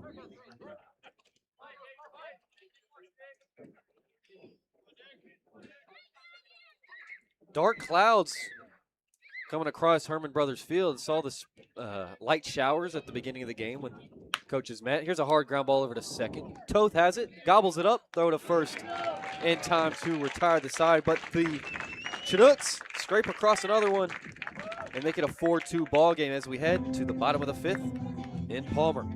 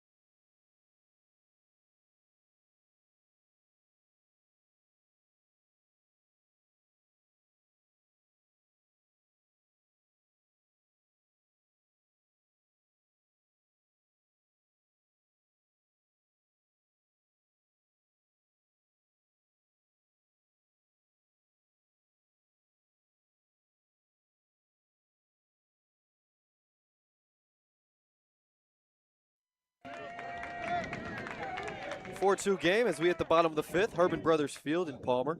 Cooper Grace will lead things off. Homered last time up in the third. 2-run blast over the left field wall. High fly ball. First pitch to him. Emergency hack there. First pitch, 0-1. But Grace has reached both times. Walked back in the first. Even stole a bag on a double steal and then hit that homer. Which made it a 4-1 ball game. 0-1. Fastball catches the outer third. I don't know about that one. Yeah. You could see Pruno with a dramatic stick there on the outside stuff and somehow got the call. Yeah, it wasn't a good one. Clearly a miss. 0-2. Same spot this time and misses. 1-2 to the DH. Just in case if you missed it, Cooper Grace, he's a pitcher at Nebraska. Hadn't seen live pitching since January, the 1-2. Another emergency hack there. In the dirt, and Grace is just going to give up. And there's one away. But Grace hadn't seen live pitching since January and was hitting bombs in BP. And then goes yard in his second at-bat, or second plate appearance. Strikes out there. Now here's Kaden Millar.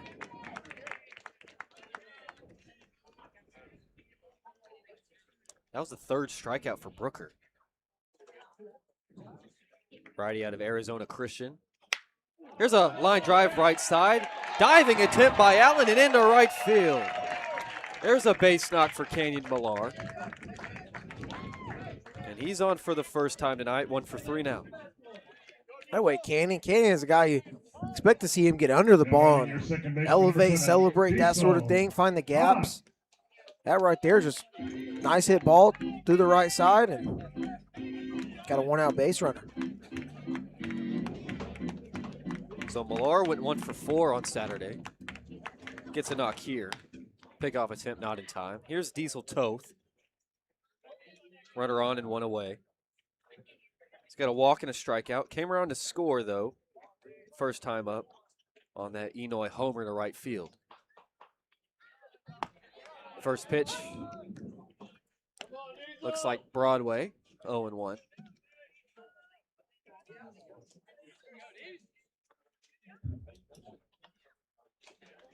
Chinooks playing straight up. 0-1. Here's a chopper, third base line, and a way foul, actually. So just in case you're wondering, you're not tuned into what happened in the NBA Finals, the Knicks just completed the largest comeback in NBA Finals history, down 29 and beat the Spurs to go up 3-1. You were right. They were going to do that. They've done it all playoffs. Unbelievable. Just unfortunate. 0-2 to Toth. Curveball smacked foul right side. Stays alive. And speaking of Millar on first, too, you mentioned good to see him get a knock. Truly, even if you weren't a Miners fan, if you just knew him, you want him to succeed. He's such a great kid. Very nice. Always starting up conversations. The 0-2. Curveball in the dirt.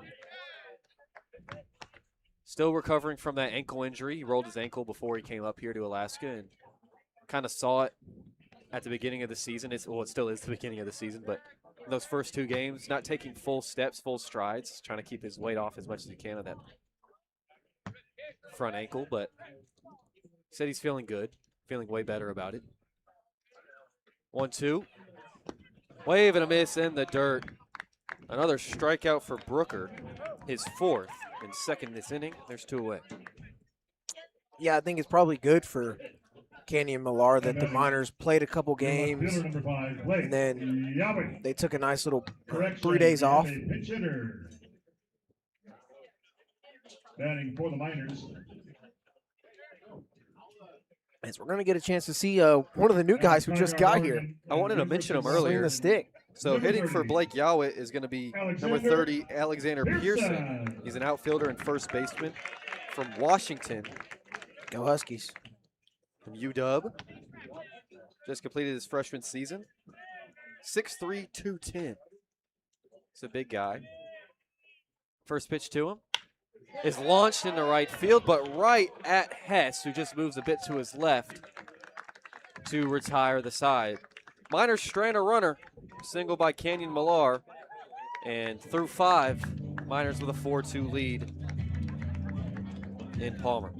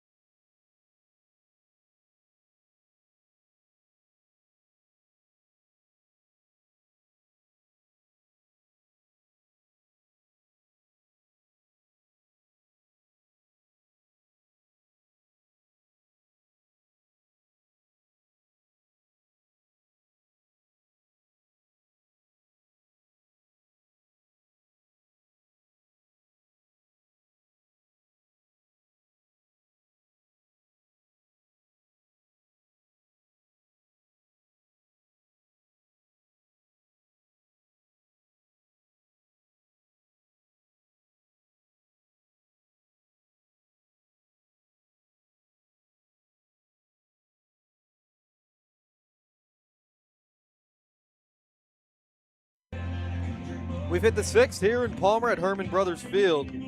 Miners with a 4-2 lead over the Chinooks. Alexander Pearson, who just hit that final out last inning, is now in left field, replacing Blake Yawit. 15, Samuel Hess. And here's Samuel Hess.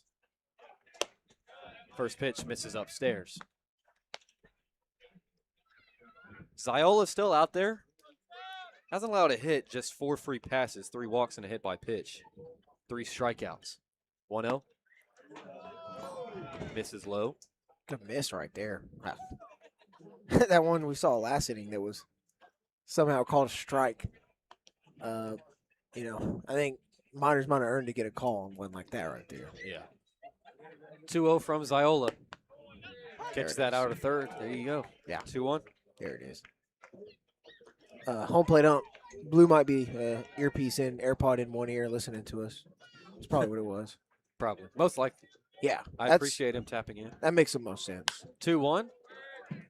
Fly ball out of play down the right side.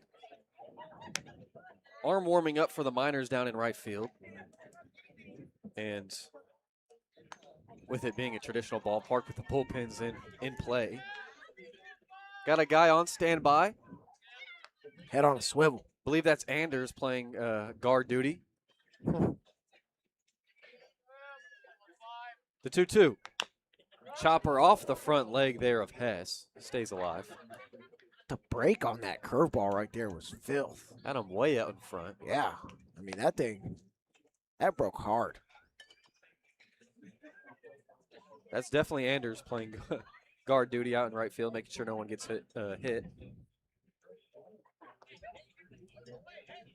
Looks like Connor Mundy is warming up in right field. Haven't seen him yet this season. He's a returning Miner. 2-2 comes in, hits Hess on the forearm. And another hit batter from Ziola. And there's a leadoff runner on for the Chinooks here in the 6th. Tying run coming to the plate. It's just too many free passes, to be honest. Gotta limit those if you're the Miners pitching staff, and then if you're Ziola, that's the 5th free pass he's given up. 3 walks and now 2 hit by pitches. Here's Jack Florence, DH and two-way guy.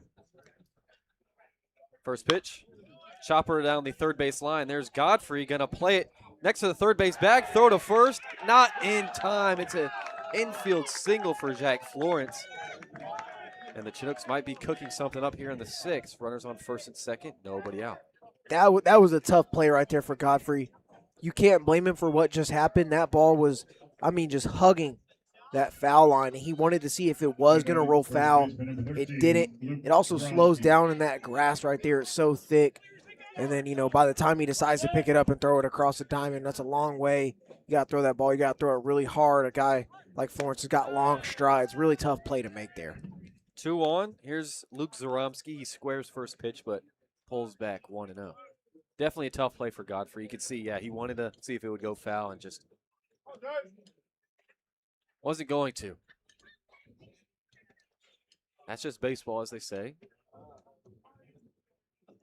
Corner's in for the Miners, 1-0. Pitch goes above Enoy to the backstop. Runners are going to move up 90 feet. And still nobody out. Tying run in scoring position.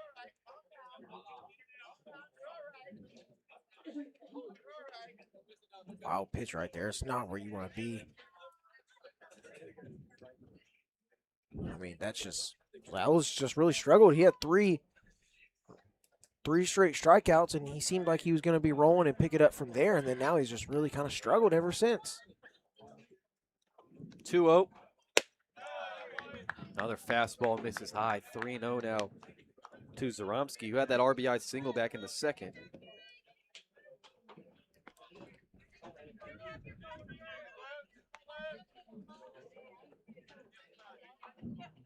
Ziola past 50 pitches now. 3-0. At the belt for a strike. There you go.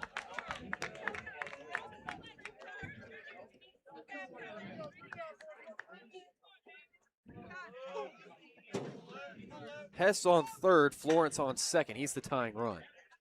4-2 game. Nobody out. Long pause, the 3-1 from Ziola. Gonna miss outside, get away from Enoy, but not too far. Hess just gives it a look. And now the bases are loaded.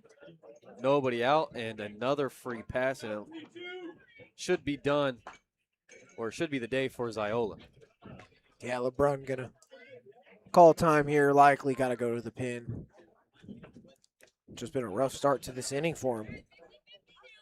Giving up, hitting your first guy, Hess, then giving up an infield single right after. That's just kind of an unfortunate play on a ball that was about to go foul, but then the wild pitch moves them both into scoring position.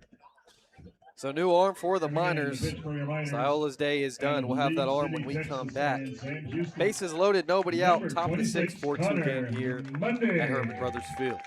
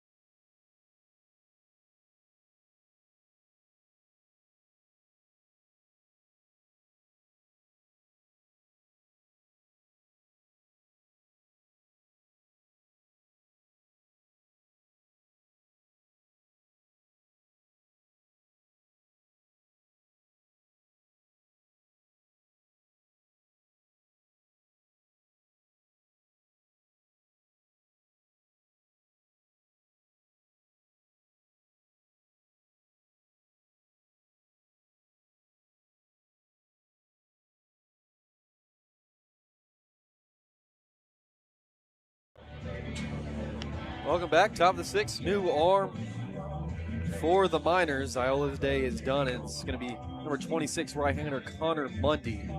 6'2", 190-pound right-hander out of Sam Houston, hometown of League City, Texas. Mundy, one of 2 guys to come back to the Miners team this season. Returner from last year for this Matsu Miner team. He's come back. to Palmer. They'll face Blake Allen with the bases loaded, nobody out, tying run in scoring position. First pitch from Mundy. Fastball misses high. Allen's 0 for 2 with a ground out and strikeout, still hitless on the season, striking out half the time.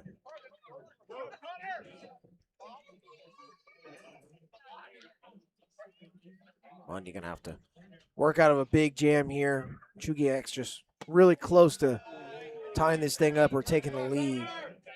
All it's gonna take is one swing or maybe one error, one mistake, right? So you just gotta come in, you've really gotta execute.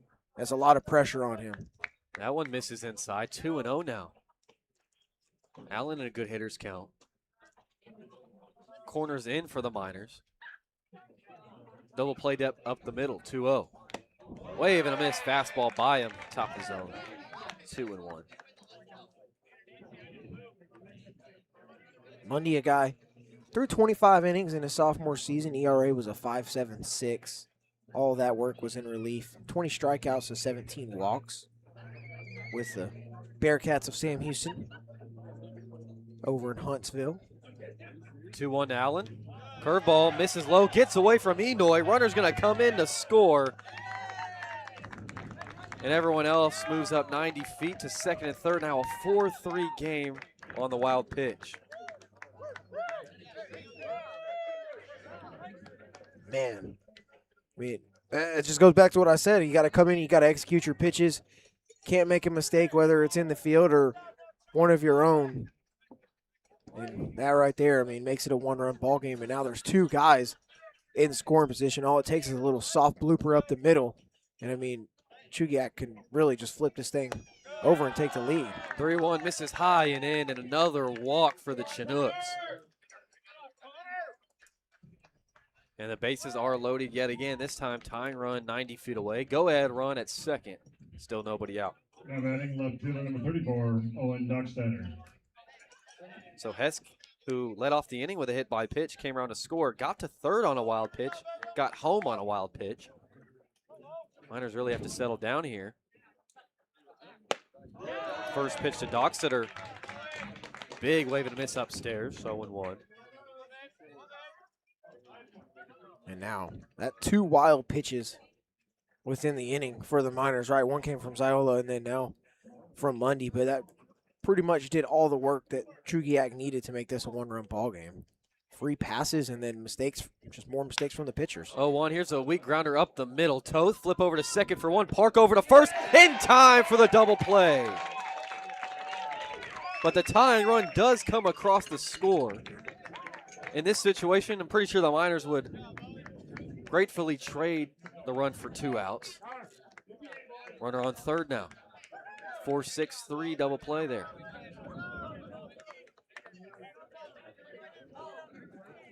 Big play right there. Good job. That one almost could have been a different story had Mundy been able to corral that one coming right back to him, but tough play for Toth trying to flip that to Park. Toth was in front of second base, in front of the baseline. Otherwise, he probably just would have tagged the runner or stepped on the bag himself, but it was kind of an awkward flip from behind, going behind him right there. Lineup flips over to J.D. Wolf. Takes that first pitch for a ball. So Docksteiner gets the RBI. Florence scores. Now a tie ball game, and both these teams have gotten their 4 runs completely different ways. 1-0. Fastball misses outside. 2-0 to the lefty center fielder, who has walked 2 straight times. Came around to score back in the 5th on a fielder's choice. Really, if you think about it, the Miners are kind of competing with themselves, or they're tied with themselves. Chugiak has not done anything to hurt you or really earn these 4 runs whatsoever. Not at all. 2 2-run blasts versus multiple handfuls of free passes. And just Gotta putting say, the ball in play on the ground. don't even try to count that in a couple seconds. Right. 3-0 to Wolf. Already reached twice. Mundy kicks and deals.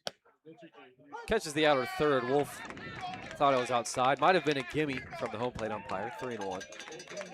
So 8 total free passes, 6 walks, 2 hit by pitches. And for the Miners, that's just bad looks. I will say they did earn the first one, right? Single, stolen base, move them over, single up the middle, right? Okay, that's classic baseball. But the last 3, gotta find the zone, and that 3-1 misses high and outside. Another walk for the Chinooks. Their 9th free pass. Runners on the corners, 2 away. Yeah, batting. And that's the Third 3rd straight baseman, walk number for 21, Wolf. Cal With. Yeah, it's just not executing your pitches pretty much for Matsu. I mean, they've really struggled to do so. That's why we're tied.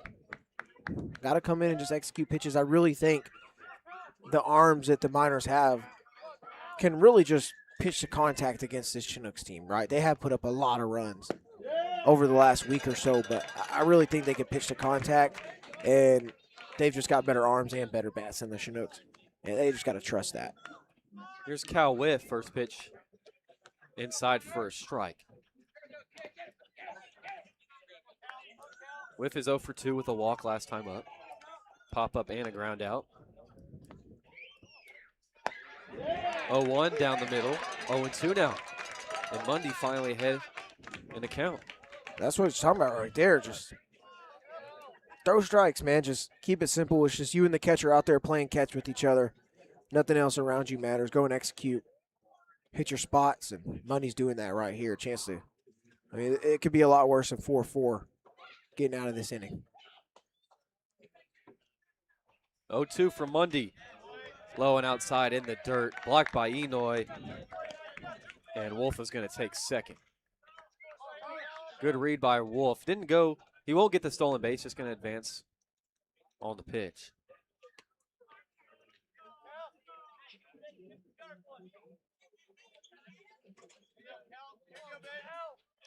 One and 2 to the third baseman. Righty on righty matchup here. Go ahead, run at third. Mundy's going to step off.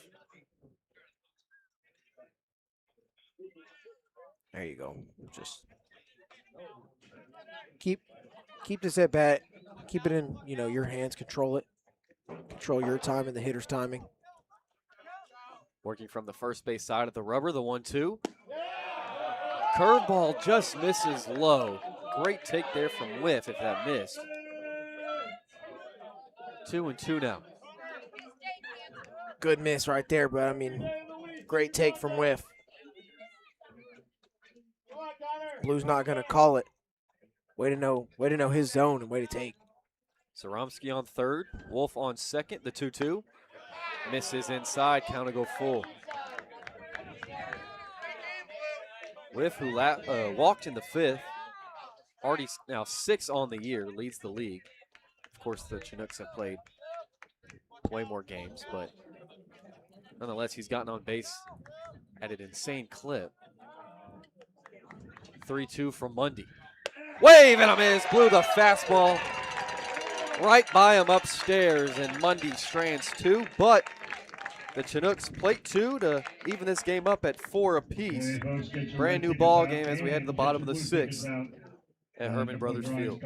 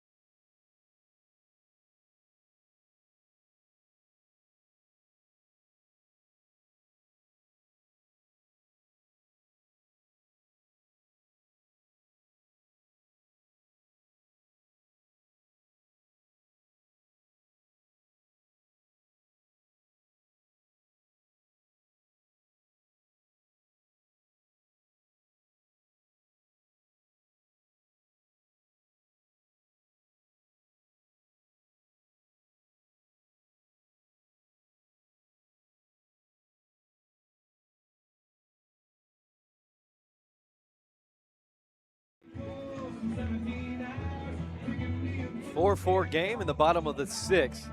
Leading off the minor 6th, your third baseman, number 4, And Will Will Godfrey will lead things Godfrey. off as the Miners look to retake the lead. Is that Darius Rucker on the speakers? You darn right. Was that the hoot? No, we don't. Who doesn't get enough love? First pitch to Godfrey misses low. Brooker's still out there as he's been pretty efficient in relief. Has struck out 4 and has kept the Miners at 4. 1-0. Misses high and outside. That's a good take. A couple of good takes right there. The hood. Oh, no, I was talking about your. Oh, okay. Hootie I thought, does it. I thought you were talking about Will Godfrey. Oh, no, it was a good take. 2 great takes there by you and by Godfrey. Hootie doesn't get enough love. 3 great takes. 2-0 misses low. And for fans, if you just want to know more about your players, Will Godfrey, the team calls him Beef. B-E-E-F. Yeah, just Beef because he's a stocky guy.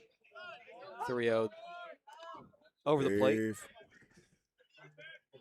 Speaking of beef, if you're not at Hermon Brothers Field right now and you're in Alaska, make sure you make your way down here at some point and get you a Miner burger because whatever it costs, worth it. We Don't didn't care know what you because say. we got it for free, but that we mentioned in Chugiak first 2 games we were going to rate every burger, we were going to rate every hot dog. Chugiak's losing in the burger category, and By far. I mean, they don't have a chance to make a comeback. 3-2. Low, check swing from Godfrey, appeal. He did not go. It's a leadoff walk for the third baseman. And a runner on, nobody out for the Miners. But comparing the 2, I gave that Miner burger a 10. Yeah. Probably even tasted a little bit better because it was free. No, it But, doesn't matter. what That was a darn good burger. We'll have a mound visit here for Just the keep Chinooks. talking about burgers. We'll keep it here. Let's Yeah. keep talking about burgers. I walked up, so Kaden was setting up everything. You know, being a wonderful producer. I went down to get us both burgers, right? I go up there. I was like, "Hey, can I get 2 burgers?" And they said single or double. And I said, "Excuse me?" Make it a triple. I said, "Excuse me?" She said single or double. I said, "Double me up, man." They don't Right. even do double meat burgers at Major League Baseball games in some Right, places, double meat right? You burger. got to go to the That wasn't me. I just wasn't. expecting it. I just wasn't expecting the option. even an option of a double meat. Right? Got cheese, fresh onions, fresh tomato, fresh lettuce. Threw some ketchup on there. Oh, pickles too. Oh man, I mean comparing Chugiak to the Miner burger, Number 35, Cade Rollin. I give Chugiak a 0. Just comparing the 2. You know, So I'm just going to assume we're not going to have a better burger. Now, we were told of it. You got to try a Miner burger, right? Yeah. You got to really try it. It's so good, but it could be people tooting their own horn, right? that's what we thought. No, they. Did Oh, not I didn't. lie. It could be. No, they did not lie.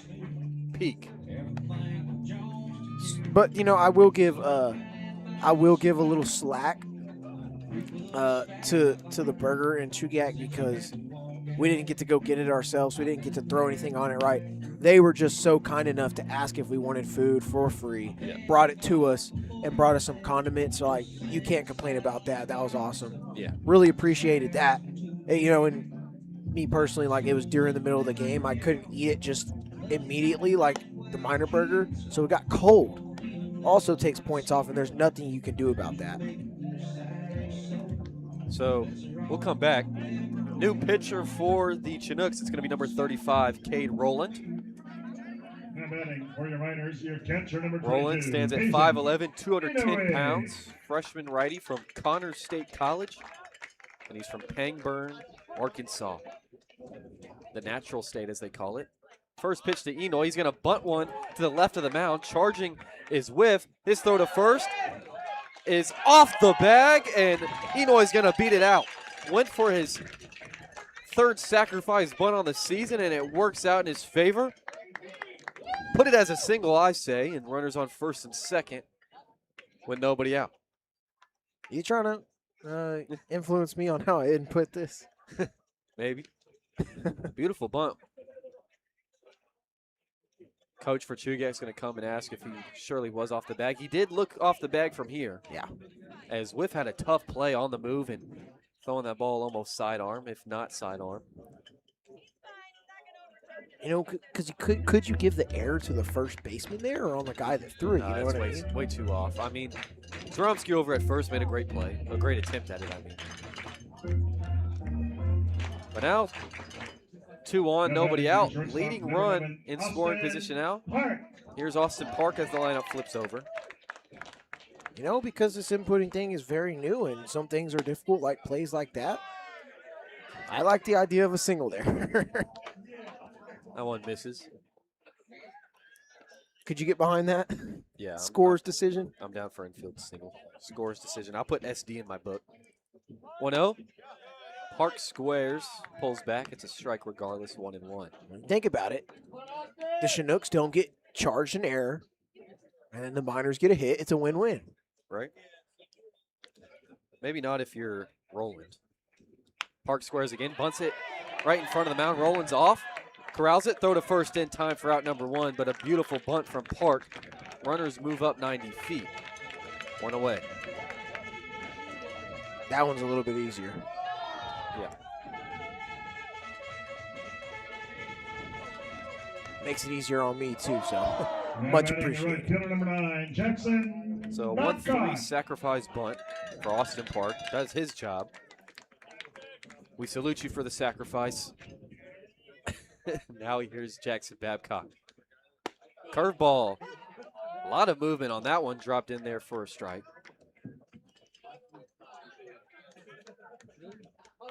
Babcock 0 for 2. Walked last time up. Infield in for the Chinooks. Fastball misses upstairs.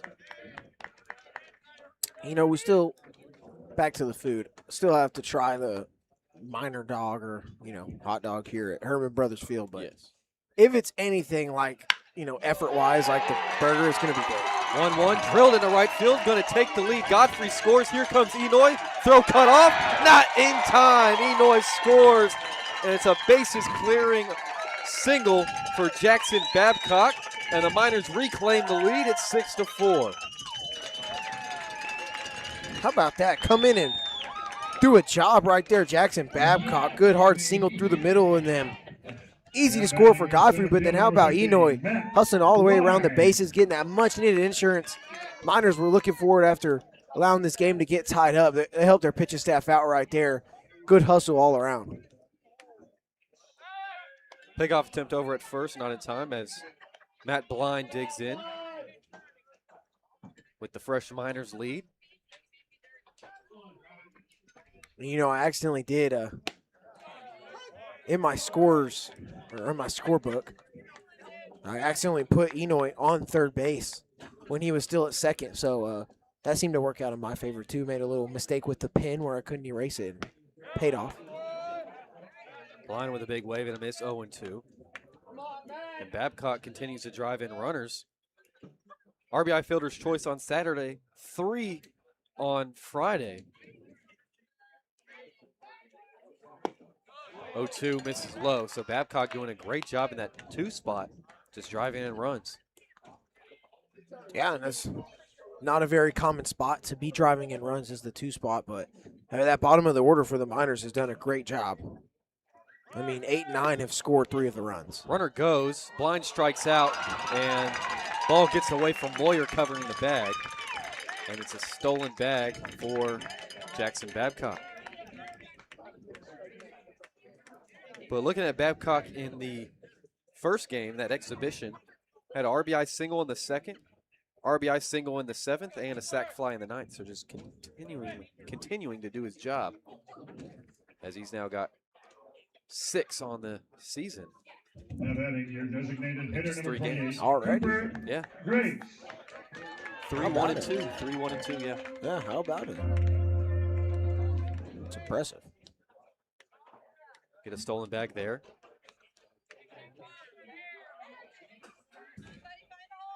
Digging in now, 2 away in the 6th.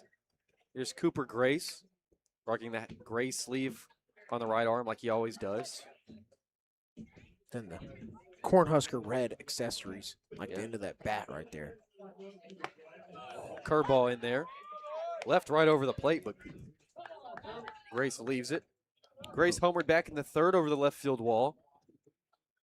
Second homer of the game for the Miners. His first of the season. He hits a fly ball down the right field line in foul territory.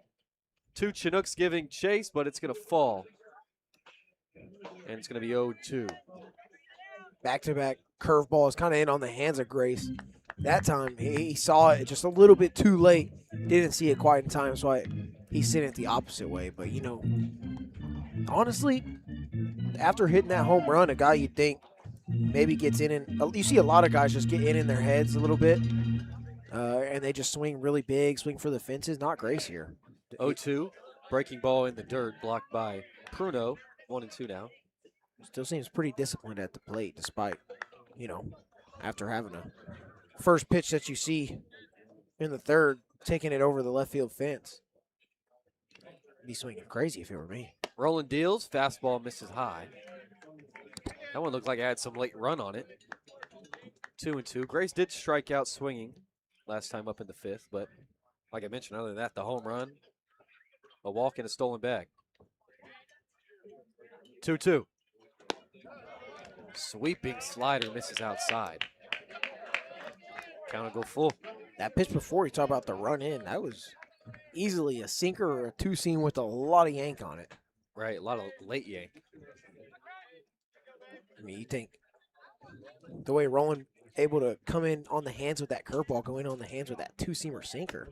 3-2, another slider sweeper misses outside, and from 0-2 to a walk goes Grace. He's on for the third time, his second walk of the night. And the inning continues. Yeah, talking about fourth plate appearance, and we're in the bottom of the sixth, and looks like we're going to get a different guy swinging the stick right here. That's what I like to see, Tyler Akers. Out of Springtown, Texas, and East Central University of Oklahoma, number 2, Tyler Akers. Here's Akers, who we were surprised didn't get the start, but it is a non-league game. First pitch, fastball catches the outer third. He says it's outside. And with his plate vision and on-base skills, you know, I tend to believe him. 2 away, 2 runners on. He squares and pulls back at the latest possible moment. It's 1-1.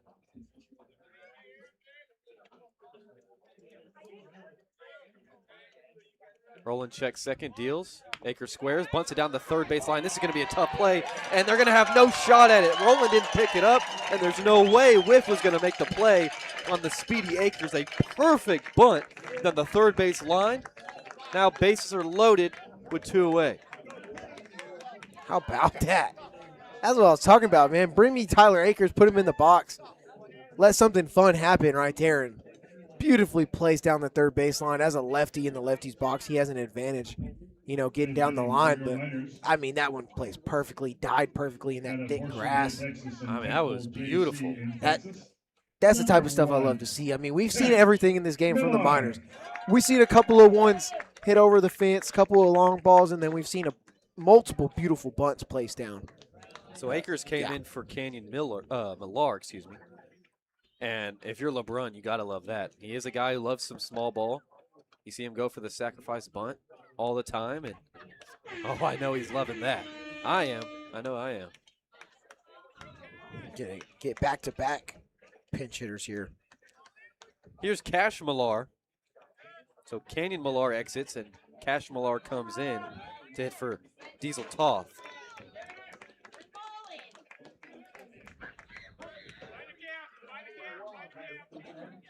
Bases are juiced, 2 away. First pitch to Millar. Sweeper misses outside. Just like that, their juice right here is a big spot for Millar. See if Cash can come through. Diesel Toth was 0 for 2 with a couple of strikeouts and a walk, so give it to a chance for a guy that's played in both games already to swing a stick. Fastball misses upstairs, 2-0. 6-4 ball game here in the bottom of the sixth. Chinooks tied it in the top half 4-4, but the Miners reclaimed the lead just like that. 2-0. Little punch shot right side. Going to be a tough play for Allen. Glove flip over to first.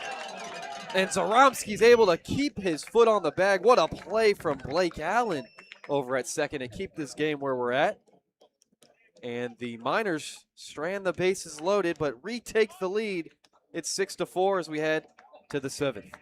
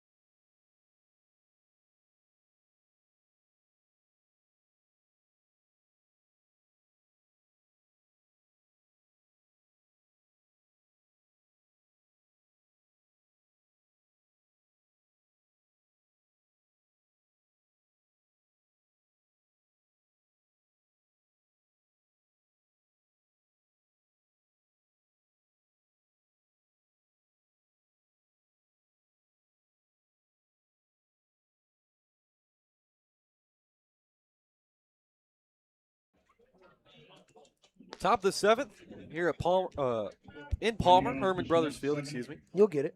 Ben Cameron along with Kaden Bessent. Bruno.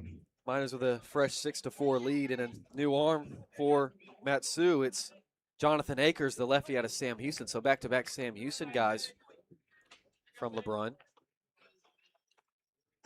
First pitch from Akers to the catcher, J.J. Pruno, is a wave and a miss. Pruno 0 for 3. Did have an RBI fielder's choice back in the 5th. For Connor Mundy, the arm last inning. Got through the frame, didn't let up any hits. Did walk 2, struck out a guy. Stranded 2. No one misses outside. Just a reminder, feel free to ask any questions in the chat. We'll gladly answer and bring up some discourse. Here's a high pop-up behind the first base bag, shallow right field. And it's going to be Cash Millar making the play over the shoulder on the move. Freshly in the game for Diesel Toth. And there's one away. Couple defensive replacements this inning. Tyler Akers moves to left field. Pearson moves from left to first. And Cash Millar now over at second.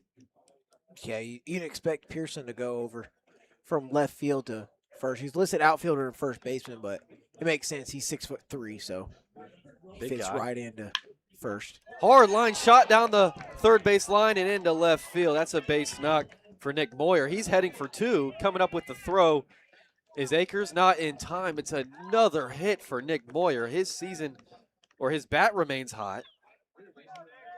And that's his second hit of the day. He's 2 for 3 with a walk. Now batting right fielder number 15, Samuel Hess. That one just wrote down the third base line. Godfrey kind of laying out for it. I thought he was going to be able to snag that one, diving to foul territory, but yeah, it snuck through. And then, like we've said before, the grass is so thick here at Hermon Brothers Field, it'll die on you. And Akers, I mean, he tried his best as quick as he is to get to it. He struggled. Here's a chopper over to short, and it's going to eat up Park. It took a terrible bounce off that first infield lip, and Going to go down as a E6. Runners on the corners now. Moyer moves up 90 feet. Only one away. That's just a tough bounce. Now batting. Yeah, not the Number first error of the 42, game Jack overall. Lawrence. I mean, arguably the Chinooks could have an error, but I'll say somebody decided not to give them one No, we gave. because Gave our man a singles, hit. but singles are cool. Runners on the corners, one away. Here is Jack Florence. Hit an infield single last time up. That one's taken for a strike. Down the third base line, that's the one where it's a little dribbler, and Godfrey over at third was hoping it would go foul. It didn't. Didn't really have a chance to make the play. So he's 1 for 2 with a single and a sac bunt. 0-1 from Anders. Low and away corner for a strike. Painted there from the lefty. That's a good pitch right there. Could hit 0-2 real quick. Man, that sun's just beaming in from that right field side. You can see where the shadows are. I mean, it is bright beaming in on that side at 8:20 at night. But, welcome to Alaska. 0-2. Wave and a miss. Good morning, good afternoon, good night, Jack Florence. Huge at bat there from Jonathan Anders. And he's an out away from stranding Now 2 batting, first baseman, here in the number 13, 7th. Luke Zaromsky. Yeah, only took 3 pitches to retire Florence. That's huge. Pressure's on, runners on the corners, minors. Their pitchers have struggled with guys on and, just having to execute their pitches. See if Anders can come in and be the guy that changes that and really just settle in and execute. First pitch to Zaromsky, fouled straight back. Hopefully doesn't do too much damage to the camera. I'd hope not, too. We're still up and running. 0-1, lefty on righty. Anders deals. Change up in the dirt there, misses. Zaromsky, is 1 for 2, single. Strikeout and a walk last time up. Also an RBI. Looking to come through for the Chinooks. Down 2, 6-4. 1-1, misses.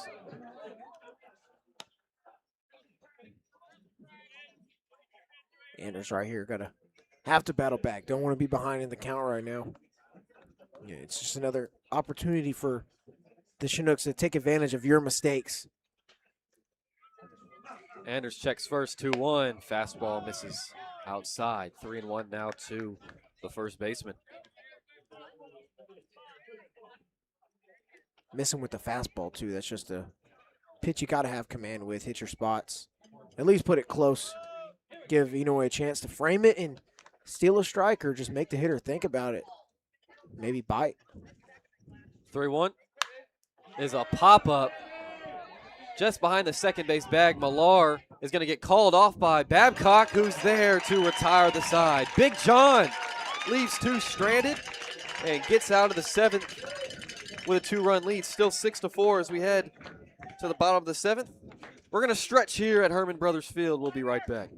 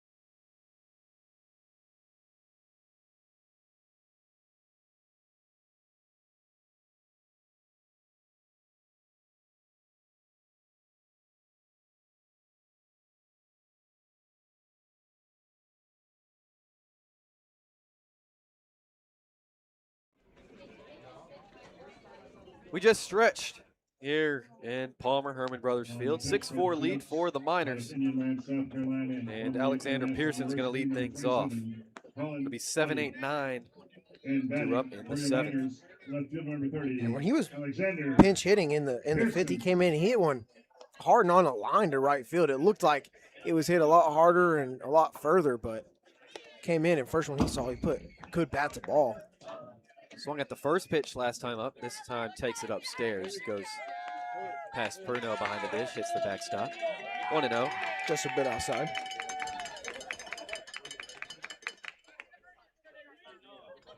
And we've seen in batting practice, too, he can really send it away. He's a big guy. That one way upstairs, too. Pruno leaves his feet. 2-0. And pregame, too, a couple hours ago. More than just a couple, right? This is about 2-something, but he sent one over the right field wall a good ways. There's a reason he's at a Big Ten school, right? 2-0. Misses well outside. 3 easy takes so far for Pearson. Nothing close.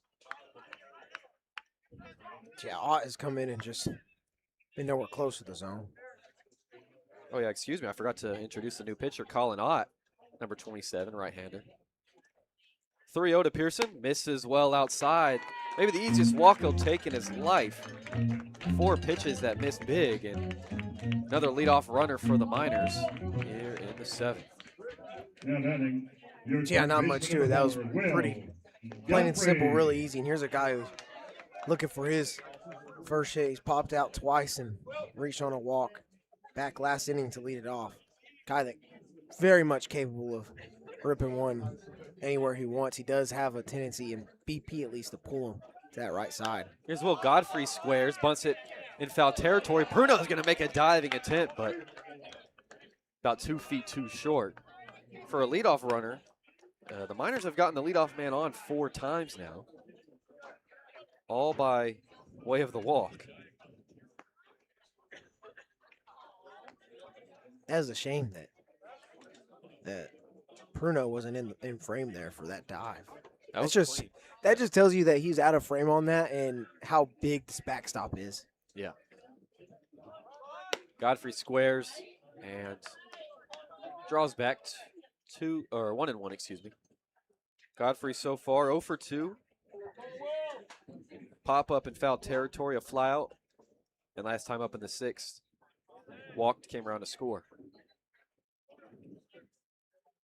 Actually led off the 6th. 1-1. Doesn't square this time, takes strike 2. 1-2 to Beef. Man, the clouds have been just funny today. I mean, you can see how low they are at the top of your screen. I mean, they're covering up, majority of the top half of Pioneer Peak, which is a little bit further behind left field, a little bit further to the left. I mean, they've just been kind of funny all day. Super low. Rain has been clouds have been really dark. Rain has been circulating around, but really nothing until right as we had the umpire meeting and national anthem. Ott wild with that 1-2 changeup, 2-2 now. Yeah, they're super low. On your screen, they might be blue, but to us, they're dark gray. But on the right side where that sun is shining through, completely clear. Pick-off attempt, second one already this inning. Not in time.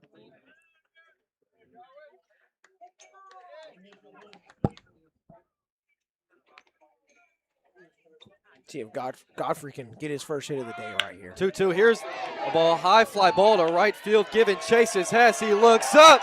See you later. Beef, beef, beef. Will Godfrey sends one out to right field. The 3rd homer of the game for the Miners. It's now 8-4. He doubles their lead. And what a hitter Godfrey is, pound for pound. Stands at 5'7", 183, and can send it a long ways.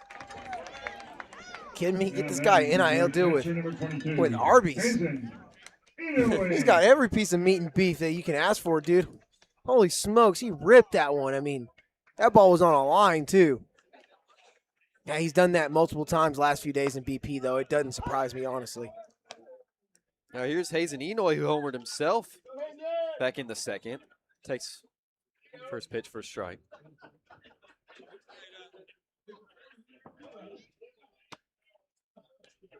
Now, this is a minors team that back on Saturday, hadn't played since Saturday, had, multiple days off. And they lost 2-1 to this same Chinooks team. Really struggled with guys on base, really struggled with guys in scoring position. And I don't know what it is, but that script has completely flipped here today.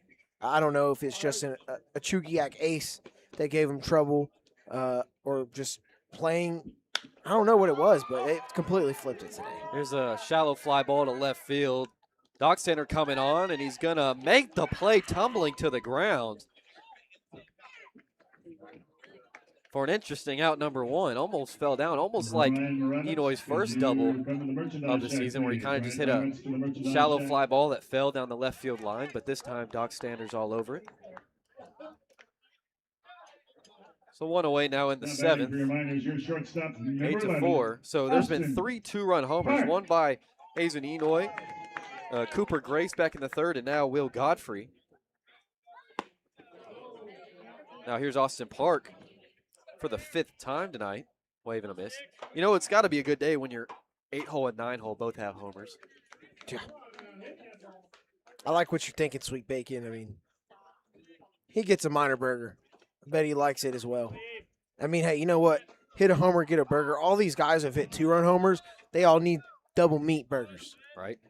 Double minor burgers for all the guys or hitting tanks today. Just throw a patty for every RBI. So if you get a grand slam, you get a quadruple patty, man.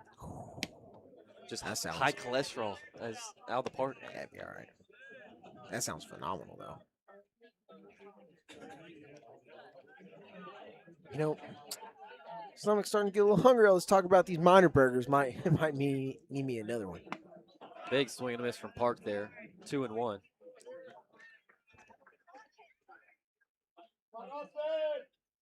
Park is just 1 for 2. He walked, had a sac bunt, and he's got a strikeout and a single. This is his 5th plate appearance. The 2-1, fouled straight back.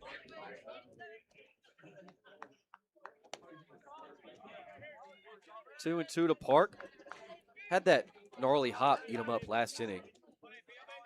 So unfortunately, it hurts to give him the error, but that's how it has to go. But you could see it hit off that front lip of the infield grass. Curveball hit down the third base line. And going to be just foul. Whiff making a great attempt at it, but Park slowed down. That one fouled just by about maybe a couple inches. Almost looked fair from here, to be honest. There's a pole directly in my way of where third base is, so it was tough to read it. And seniors and military. I'll tell you what, though. Big crowd on hand for first home game of the year. I mean, there's people lined up all around this place, and we don't even know what it looks like directly under us, how many people are sitting there. 2-2 curveball misses. Count will go full to Austin Park. Chinooks playing straight up, down 8-4. They had tied things up top of the 6th, and just like that, the Miners took it back and just added on to it. And a wave and a miss on a high fastball. Park goes down for the 2nd time tonight. 2 away now here in the bottom of the 7th. Now batting, your right fielder, number 9, Jackson. That guy. Hey, here's a dude that drove in 2 runs, but he didn't have a home run. So he has 2 RBIs, though, on a single back in the 6th. Does he get a double meat burger, too, for the two ribbies? Nah, big meat. You got to watch these guys. Every RBI would be kind of crazy. You got to be a homer, I would say. That's fair. Now he launches one to right center. Wolf and Hess converging, and it's going to get down. Diving attempt by Hess gets by him. Wolf with the throw in. It's a 2-out double for Jackson Babcock as he hits the scuba down there at second. Back-to-back knocks for him. And he's now 2 for 4. Now batting, your center All right, he fielder, at least gets a 13, minor burger Max now. Line. Come on, he's on 3 out of the 5 times he's been up. 3 straight times now. 2 hits, 2 walk, ribbies. single, Come on. Walk, single, double. Come on, get this guy a minor burger. After starting 0 for 2. Now here's Matt Blind. It's a high fly ball into left center. Wolf going to call off Doxender and is camped under it to retire the side. But the Miners tag on 2 more thanks to Will Godfrey. His first homer of the season, 3rd of the day for the Miners, a 2-run shot well over the right field wall. And it's 8-4 as we head to the 8th in Palmer.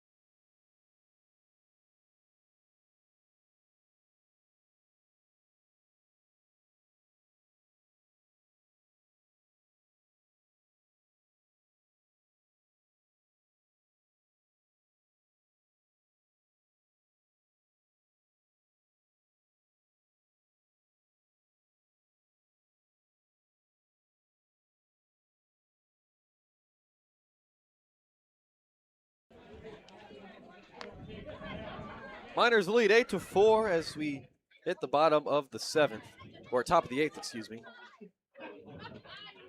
Aker's still out there. Here, Blake Allen. Whew, fumbling over my tongue here. 8-9-1 due up for the Chinooks as they look to make a comeback. That one's in there for a strike.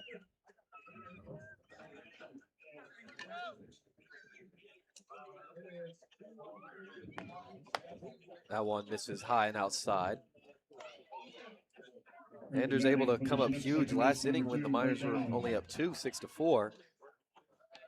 And strand 2, especially after the 1-out Nick Moyer double, and then the error, was able to dig in, get a strikeout and a pop-up to get out of it. So that one misses up high. 2-1 now to Blake Allen, the second baseman, who is 0 for 2. Ground out, a strikeout, and a walk.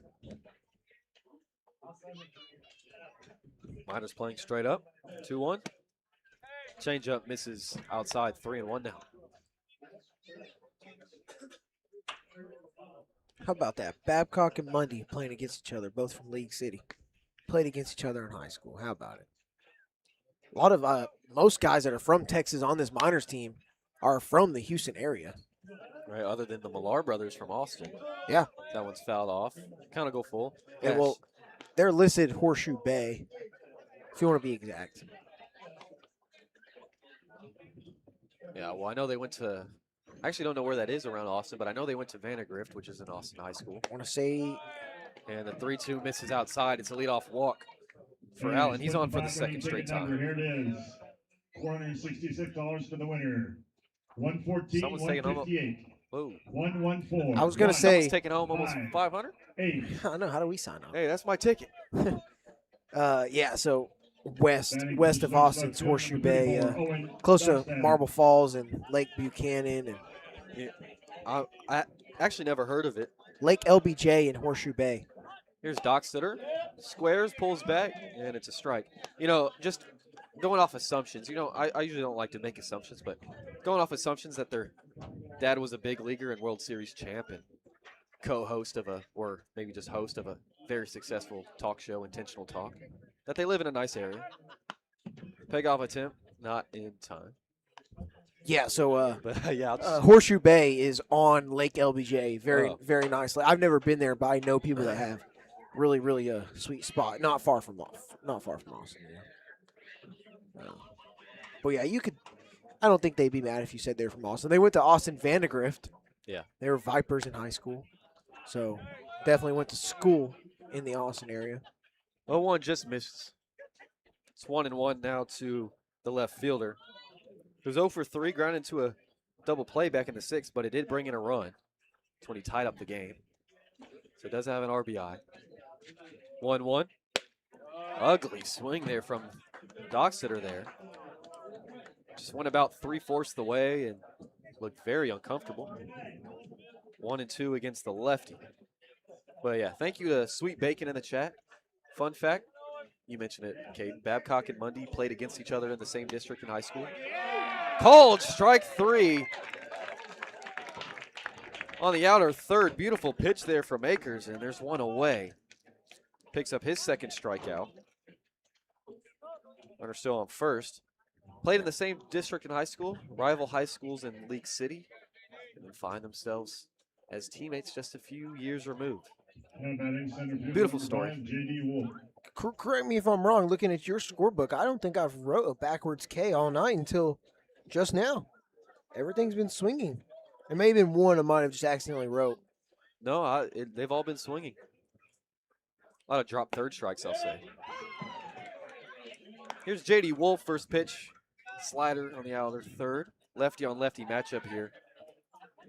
Excuse me, I wrote that as a forward K. Let me do backward. Put a 2 next to it for a second K. J.D. Wolf, 0 for 1, has walked 3 straight times. Came around to score back in the 5th. Big off attempt, not in time. But he's up for the 5th time tonight. That's what I was saying. I probably just wrote one forwards instead of backwards, and maybe there has been at least one other one, but No, I think they've all been swinging other than that. Big wave and a miss. Breaking ball upstairs, and Wolf was all out in front and under it. 0-2 now. 16 strikeouts in this game. And Really? a lot of swings and 16, misses. yeah. But doesn't mean we've been short of the action in terms of runs scoring. 0-2. Hard shot over to short. Park with the backhand. Throw over to second. Not in time. As Allen gets in there by a hair. Beautiful attempt, though, by Austin Park. He wasn't going to have a play over at first. Good idea to go over to second, just Allen too quick. And it's an infield single for J.D. Wolf, on for the 4th straight time. And third baseman number 21, Cal 2 on, only 1 away now. That was a tough play. If Park was somehow able to get that one in time, that would have been really impressive. No shot he would have been able to throw that one across the diamond all the way over to first, though. That had him all his momentum going towards the left field and that foul line. Here's Cal Whiff. That pitch is upstairs. Whiff is 0 for 3 with a strikeout and a walk. Ground out and a pop-up. He's almost done it all in terms of the out infinity gauntlet. Just need a fly ball here. 1-0. Fastball on the inner third for a strike. 1-1.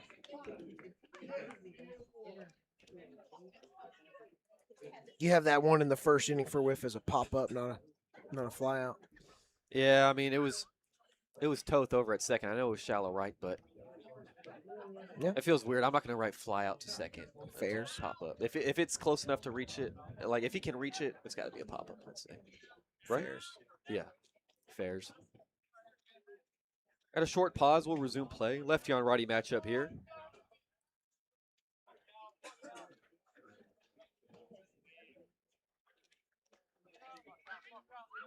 Long pause from Anders. Checks second. 1-1. It's like a changeup that misses just low. Beautiful spot. 2-1 now. Absolutely beautiful night here in Palmer. 58 degrees, cloudy. Of course, still bright out. Game going on for just about 2 hours, 40 minutes. 2-1. Curveball in there for a strike. I will say that's a nice thing about just the amount of daylight. We were able to go climb the butte. What was that? 2 days ago. We left at like 8:30 at night. Yeah. 8:30 at night and got back right after 10. beautiful view. 2-2. Runners go, and that one's fouled straight back off the end of the bat. Late steal there from Blake Allen. And I don't think Wolf was on the same page because he didn't go. He went really late. I think realized that Allen was going, said, oh, shoot, I got to go.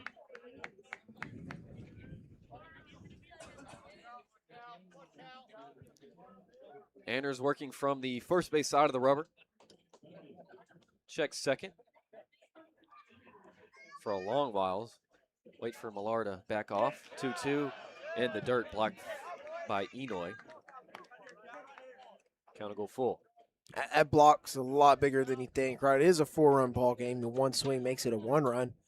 But one thing that has even allowed this game to be half as close as it is that a couple of pass balls or wild pitches have allowed base runners to move up, get in a scoring position, and make it easier for the Chinooks to get these guys across. Akers would love a routine grounder right here, maybe doubling up to get out of this. Pops that one straight back and over our heads. We'll do it again. See the trees beyond center field finally like flushing out, filling out, I would say, getting a little bit of a darker green. Getting lush. Lush, yes. Luscious locks. And then, unfortunately, it's out of screen, but Pioneers peek out in left field. Very beautiful. Akers will pick up that foot and disengage, and he'll get right back on the rubber. That's why there's plenty of reason to come out to Hermon Brothers Field. Right? I'm marketing right now. Yeah, I won't lie. If I'm anywhere, I'm trying to be on that first base side. Minor Burger, Pioneer Peak, baseball. 3-2. Line shot hooked way foul off to the left. And whiff really making Akers work here. Yeah, it's about to be the 9th pitch of the at-bat.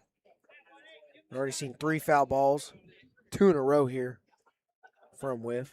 Putting up a fight, making it tough to get that second out of the inning. Ground ball does get you out of it, though, if you're Anders. Maybe keep something low. Force a ground ball here. 3-2, fouled straight back. And Anders is going to have to push his back in. I think I was saying Akers. Was I saying Akers? My fault. You did say that a couple times. My bad. Anders, Jonathan Anders. Hopefully you can see the mix up there. Shouldn't happen, but Anders, excuse me, gonna have to come at whiff yet again. Long at bat here in the 8th, 2 runners on.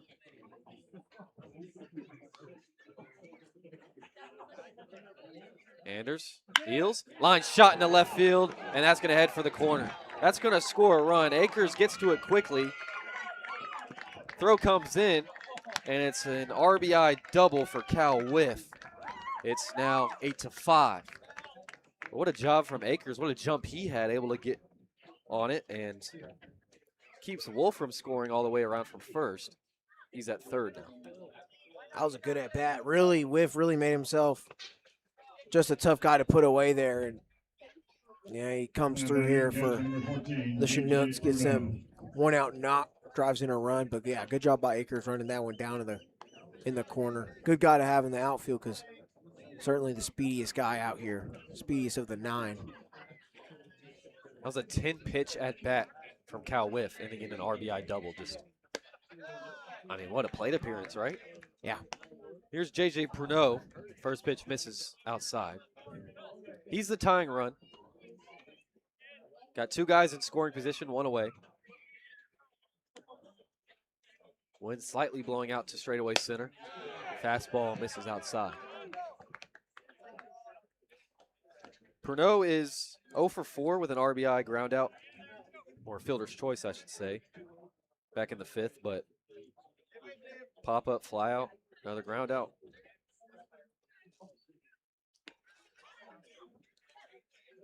(2-0). Big wave and a miss on a high and outside fastball. So Anders ahead in the count. Miners only need 5 more outs here, and they're lucky they've got more than 1 more arm left in that bullpen because last couple games against the Chinooks, they've only had, 3 guys in the pen. to work with. But they've still got Bowman, Grace, Pankinen, and Olette.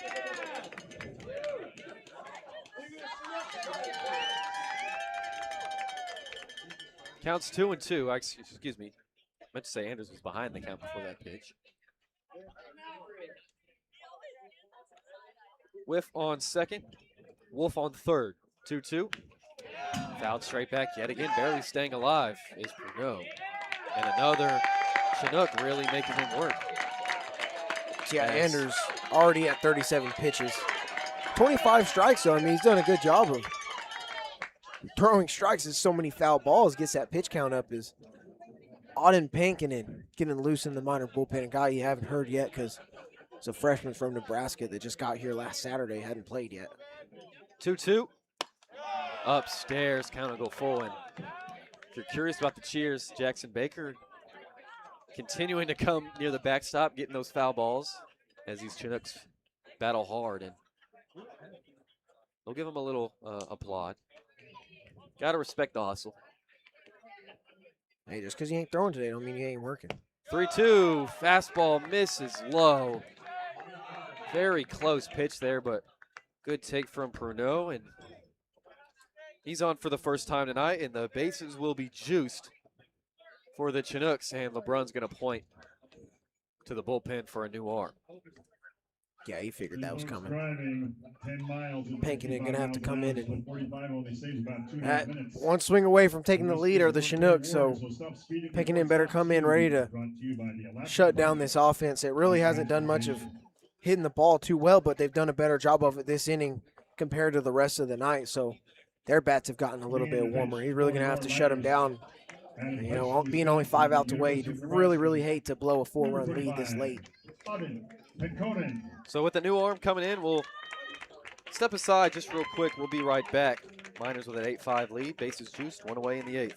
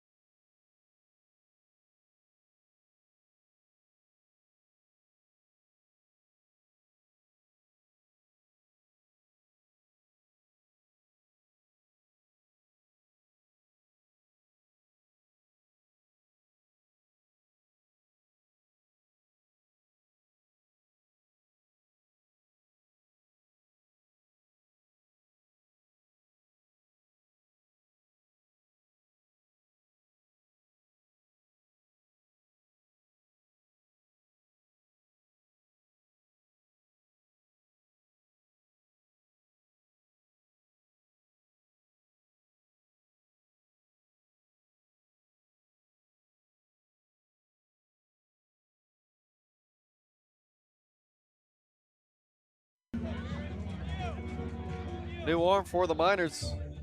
I mean, a right-hander from Nebraska, Auden Pankinen. Shortstop number 11, Nick Moyer.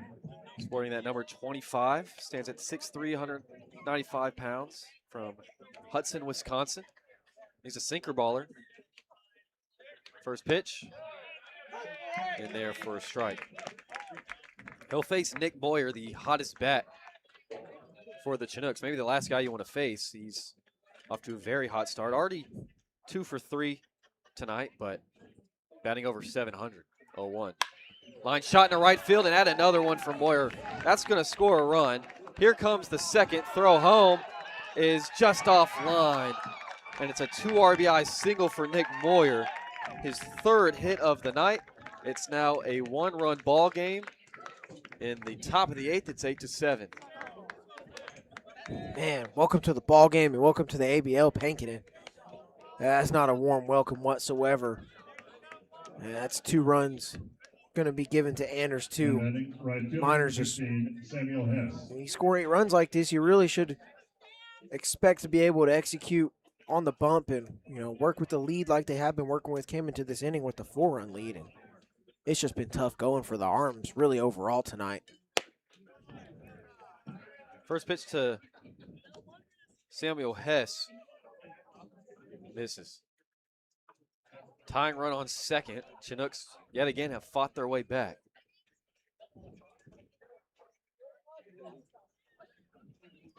Pankinen deals.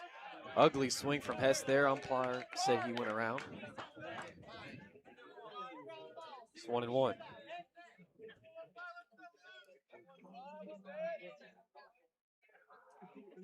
So Moyer now on the year, who's over at first, is 9 for 12. 1-1 misses upstairs. From here, a little elevated looking down. Zone does look a little bit like it's moved a bit over the night, but 2-1 misses outside with that slider. 3-1. they're not paying me to call balls and strikes. Nope. Shoot, they're probably hardly paying this guy. Nah, you know what? I would call the game as an umpire here if they paid me in 2 double meat minor burgers. Right, paid for dinner. And a Dr. Pepper or something. 3-1's a chopper foul down the third base line. Count will go full. I wonder how popular Dr. Pepper is in Alaska because, we're from Texas. It's from Waco. Like, Dr. Pepper is like the drink. It's a staple.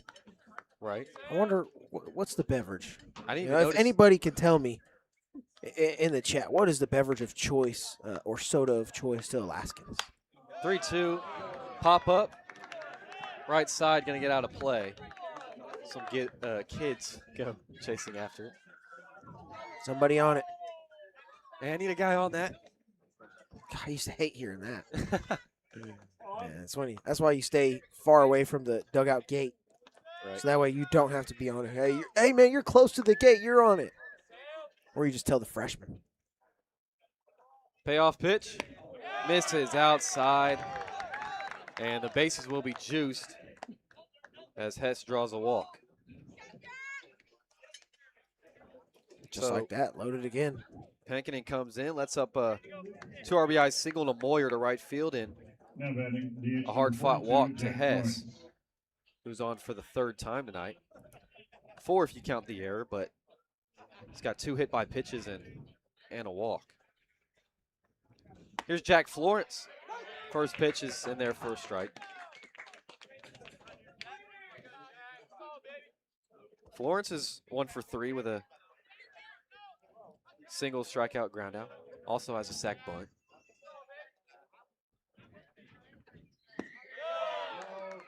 Oh, 1 misses low. Beach Ball says Coke, Dr. Pepper. Those are the 2. Okay. Good to know. Just making sure. You never know because there's some brands up north, like maybe Michigan. I know there's like a big ginger ale brand that's huge. Yeah. So, no, that's a good question. No, it is, right? Yeah, it is. 1-1. Fastball in there for a strike. That one had some zip on it, and that's because Pankinen does have some zip on that sinker. Can top out at around 95. He said 93 to 95 with that sinker. Combos that with a slider and a change in the mid-80s. That one inside and gets away from Enoy. And coming in to score is the tying run, Pruno, and we're all knotted up at 8 apiece in the 8th. Can't let that happen. You just can't. There's nothing else to really say about it. That's just happened too many times tonight for the Miners. So go ahead run now 90 feet away, 1 out. Infield in for the Miners. Called strike 3, sinker on that outer third. Huge strikeout for Pankinen. And there's 2 away.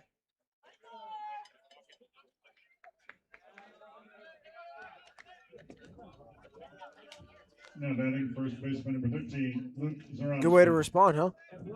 Absolutely. First strikeout for Pankinen. Now here's Luke Zaromski. Grounder over to first. There's Pearson. Going to take it himself. And that retires the side. Chinooks strand 2, but they score 4 in the 8th to tie it up at 8 apiece. Miners going to look to retake that lead like they did back in the 6th. We'll be right back.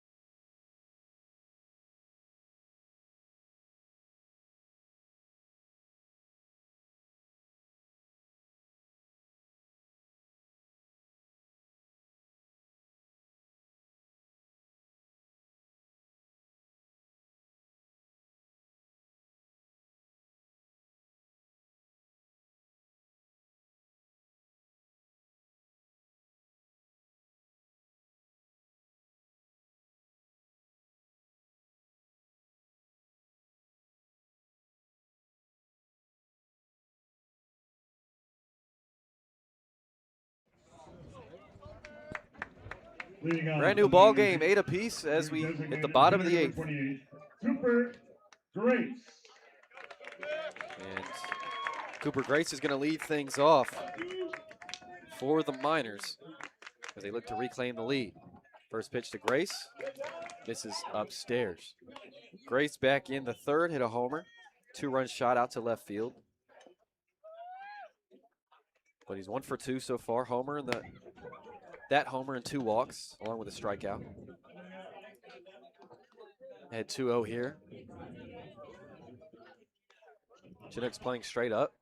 Chinooks came back in the 6th and scored 3, or 2 more, excuse me, to tie this game up at 4 apiece, and that's when the Miners jumped back out ahead. 2 in the 6th, 2 in the 7th. Made an 8-4 game, but then the Chinooks struck right back. Yeah, 3-0 count to Grace. Start back with 4 of their own to tie that thing up. It's like the absolute worst thing that you could have hoped for if you're Matt Sue. And, well, Chugiak just found a way to respond. I think maybe shocking most people how competitive they've been early on in this ABL season. As a 3-1 comes in and hits Grace. It's the last way you want to take a, well, not a walk. It is a hit by pitch, but a 3-ball count. But nonetheless, another leadoff runner on for the Miners. That's the 4th time Grace has reached tonight. 3 by way of the free pass. And Bruno's going to have a talk with his guy out there.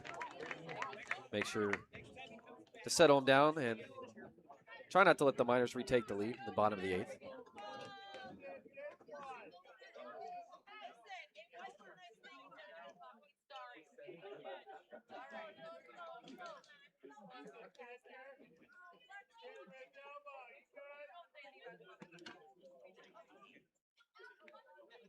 Mound visit concludes.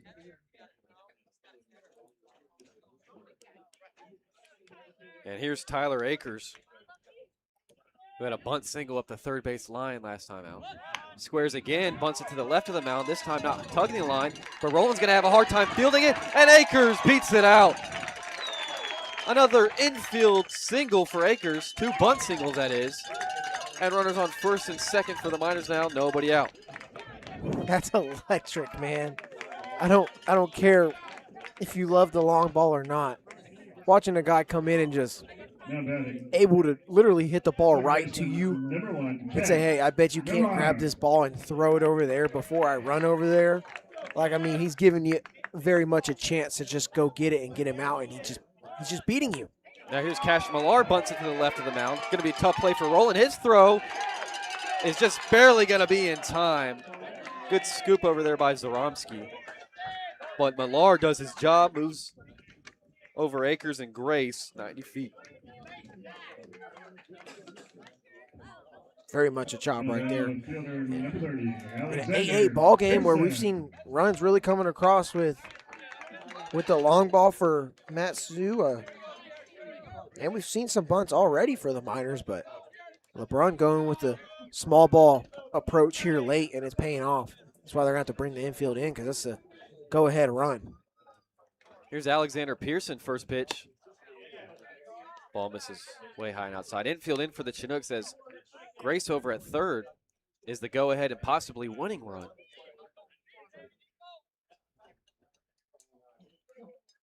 Akers on second after Cash Millar's great sacrifice bunt. 1-0. Misses outside.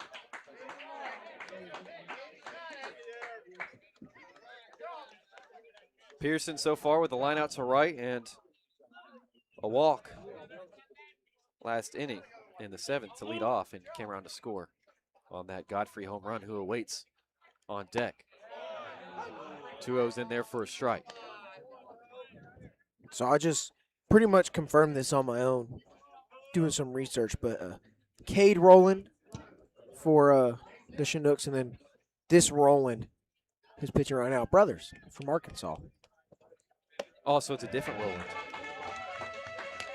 That one misses well outside. Bruno has to leave his feet. Yeah, Cade Roland was in earlier. He was a third relief pitcher, and now the 5th one for the Chinooks is Luke Roland. Pangburn, Arkansas.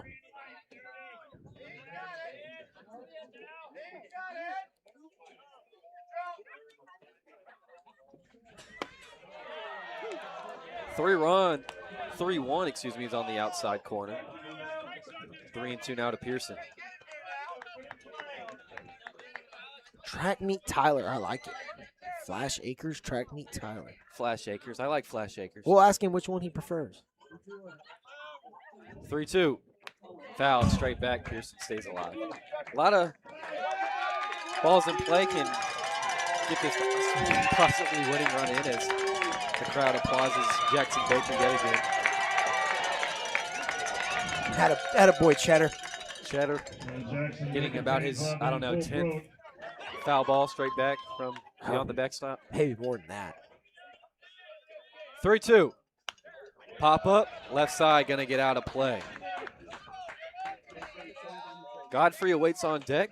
Last time up, he hit that 2-run shot over the right field wall. First base is open. And the base is loaded would open up a lot of possibilities for a double play. 3-2. Line shot out of play on the left side yet again. Pearson making Roland work here. Yep, 8 pitches this at bat. Got to be a tough out at this point in the ball game. Make him work. It's just you versus you out there. Grace on third, Akers on second. Grace is the go-ahead run, the 3-2. Low and inside, and Pearson, gritty walk there to load him up. And he'll pass the bat to Will Godfrey. Now batting. Your third Not a bad dude to pass it to. Will Just an Godfrey. inning ago. 2-run shot from Godfrey. Here's Beef. You think he's going for the quarter pounder? Got to, right? First pitch comes in, almost hits him. Backs out just a bit, but doesn't look like it would have hit him regardless, because a hit by pitch would give him the lead. But yet again, I don't think that would have hit him. Infield in for the Chinooks. Only one away here in the 8th. Roland deals. Off speed on the inside corner. Godfrey doesn't agree. Taking his time, stepping out that box, deep breath here. Big spot, but you don't want to overcomplicate it, right? See ball, hit ball, be disciplined hitter. 1-1. Here's a pop-up foul and out of play on the left side. 1-2 now. Already 2 RBIs for Godfrey and 2 runs scored. So he's 1 for 3 with a walk. Down to the count here, 1-2. Go ahead, run on third. Possibly the winning run. 1-2. Here's a high fly ball into center field. That'll get the job done. Wolf camped under it, makes the grab. Grace coming home. Throw's going to go to third. And the Miners have the lead thanks to Will Godfrey. Sacrifice fly to center field, 9-8. His third RBI of the night.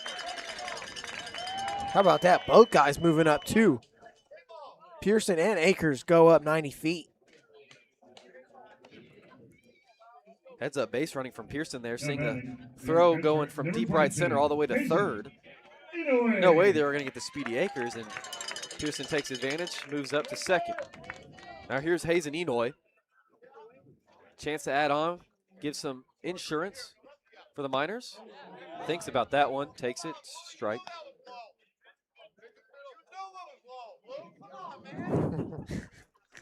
Always love the bleacher umpires. Yeah, they're great.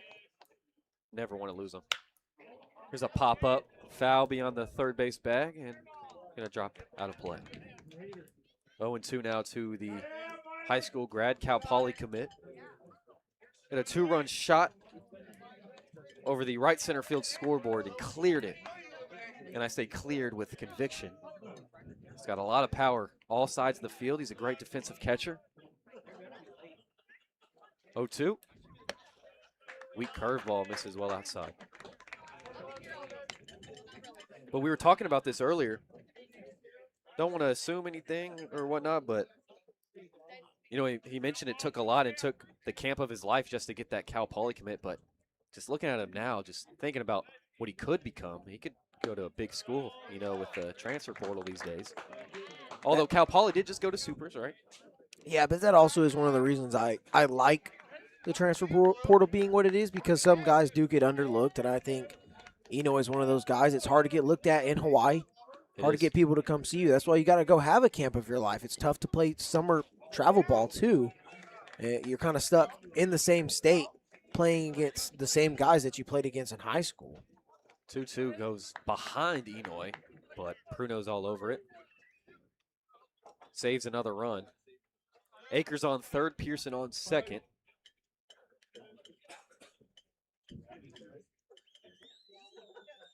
The 3-2. Gonna miss high and outside, and Enoy works an 0-2 count to a walk, and the bases are juiced yet again. And the lineup will flip over to Austin Park.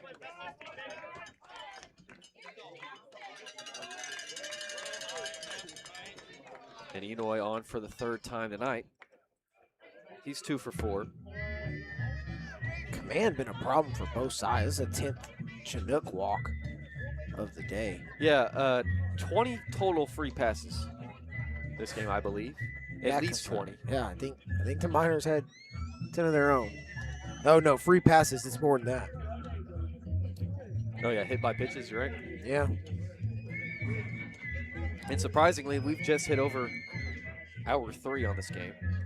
Yeah, right. But in Summer League, they work fast, right? If give the same box score for earlier this spring when we were working Texas State baseball, we're probably over hour 4, I would assume. Oh. Yeah. If this is a midweek college baseball game, oh, brother. We'd never be getting out of here. Because you got TV breaks thrown in. Like, I mean, the game is literally, you know, based around the TV broadcast, too. So there's mandatory breaks put in there that are timed 60 seconds. And then I believe 2 minutes on pitching changes. Right. Here's Park with the bases loaded. Gracious strike given. That's interesting. Park up for the 6th time tonight. He's 1 for 3 with a sac bunt, single and a walk. That one misses well outside. That one might have been called a strike. You never know. I was on the edge of my seat. I was thinking about it. Nothing I dislike more maybe as a broadcaster than an umpire who likes to take his time calling strikes, though. Oh, yeah, I Right, know. like 2 seconds after the pitch, right? Slow arm raise up. Big swing and a miss from Park there. And you get that a lot more in softball than baseball. Softball is very, very bad about it. Yeah. Like it's almost like all umpires are very slow to do it. Like it's a thing in softball. Right, like It's intentional. it's their platform or something. Yeah. 1-2 to Park. Curveball gets away to the backstop. Here comes Akers. He's going to score. There's that insurance run for the Miners. It's 10-8. Wild pitch, wild pitch, wild pitch. Take advantage of the other team's mistakes. Miners do just that. What a way to take the lead. I mean, yeah, it's been a really sloppy way to get to where they are. Hit by pitch, single, sack bunt walk, sack fly walk, and then now a wild pitch to take the lead, extend the lead. Beg your pardon. Just what a way to grind out these at-bats and put pressure on Roland. 2-2. Fly ball out of play on the right side.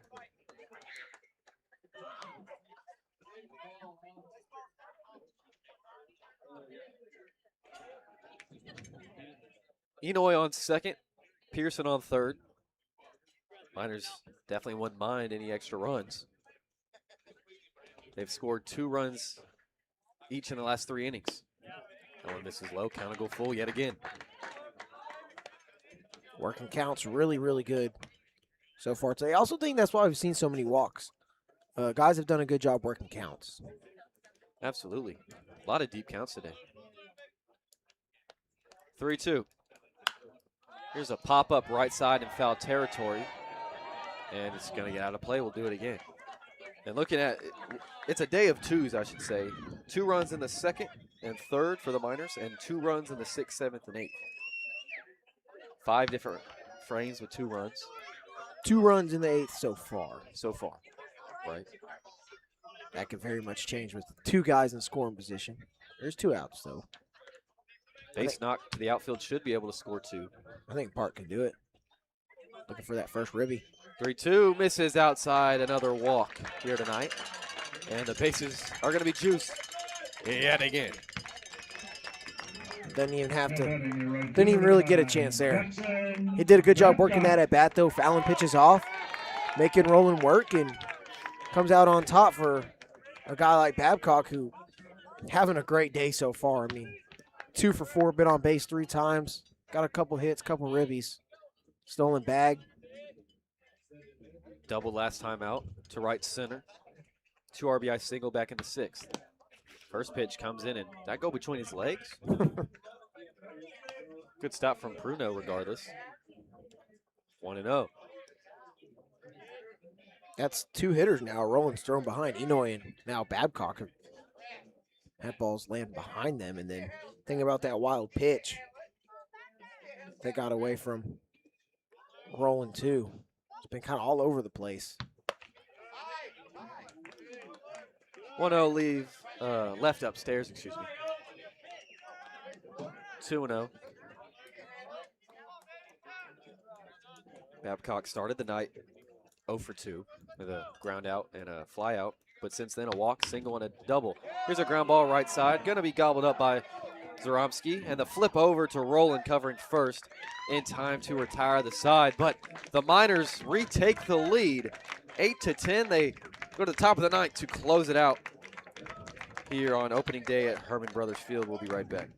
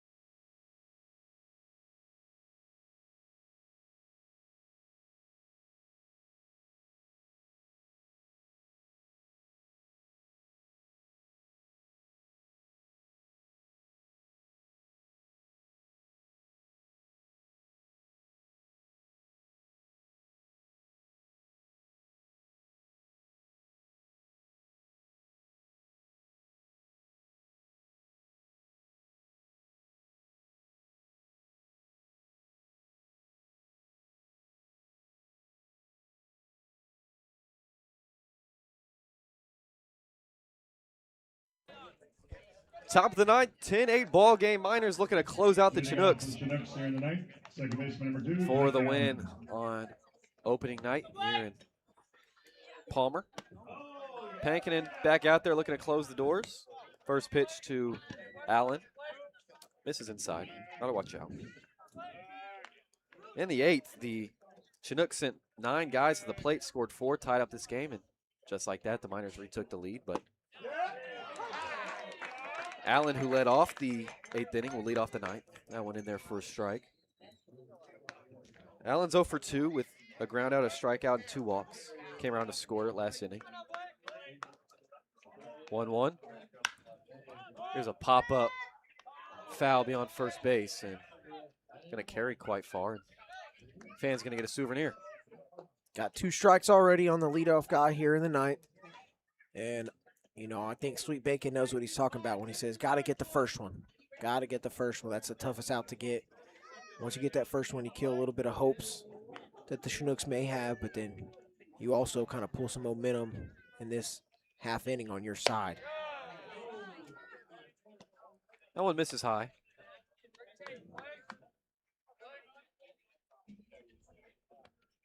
Two and two the count now to the second baseman. Still hitless on the year, but like I mentioned, has reached twice. 2-2. Half swing pop up right side of the infield. Pankinen's off the mound and going to call off Pearson and do it himself and almost run into Allen, but able to evade each other, and there's one away. A P1 in the book. Hey, that's exactly what I put in that. If anything, is for sure a pop-up, huh? Can't get that one wrong. Oh, Sweet Bacon had my back. Can't get that one wrong about the P4 early in the game. If it's close enough for the infielder to get it, even if they're in the outfield, I give it a pop-up. Number 34, Owen Dockstetter. Here's Dockstetter. First pitch in there for a strike. Good job there, though. Get the first one. Weak contact, half swing. That's what you wanted. It's all on your side, especially if you're Pankinen right here. Go get aggressive. You're working with the 2-run lead. This guy does not matter. If he gets a hold of a pitch, you know, that's fine. You'll go to work with the next guy. Perfect sinker on the outer third, make it an 0-2 count. Dockstader up against the ropes. Making it deals. Ugly swing. He went around. Called strike 3 or swinging strike, whatever you want to call it. There's 2 away. I was just about to say that. That sinker for Pankinen being around 94. Yeah, it's just gross. Yeah, that was an ugly swing there. I never faced a sinker in my life, but when I play MLB The Show and dudes just spam sinkers, like, it's tough going for me. It's a tough pitch to hit, even in a video game. Well, they make it look like it's 75. Yeah. And Until then when it hits that break, all of a sudden it's 100. Yeah. But here's J.D. Wolf up for the 6th time tonight. Ground ball over to short. Park has it. Throw across the diamond in time to close the doors, and the Miners 3 up, 3 down in the 9th. Pankinen gets the win, actually. And the Miners win this non-league match 10-8 in late game fashion. Ben Cameron along with Kaden Bessent. Any words from you on the game? Hey, good job by the Miners.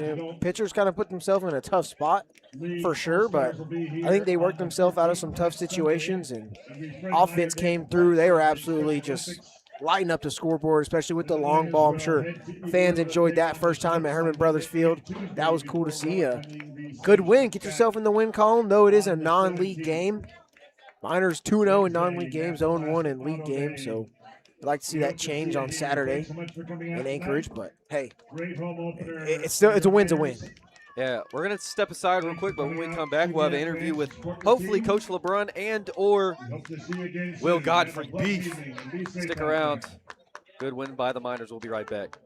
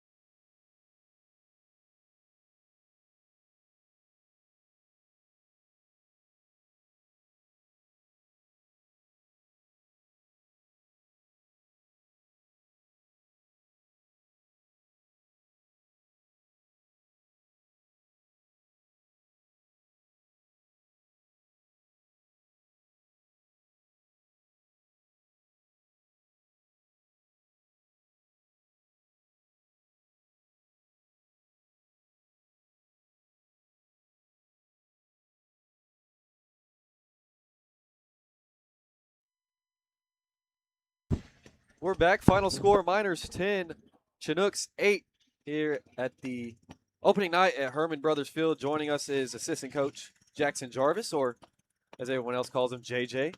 Thanks for joining me. Absolutely. I appreciate you having me. So just to give the rundown for everyone still here, Chinooks 8 runs on 7 hits, an error, left 11 men on. Miners 10 runs on 12 hits, left 12 on. Pankanen is your winning pitcher. Luke Rowland for the Chinooks gets the loss. But can you just go over maybe what you thought the Miners did best tonight?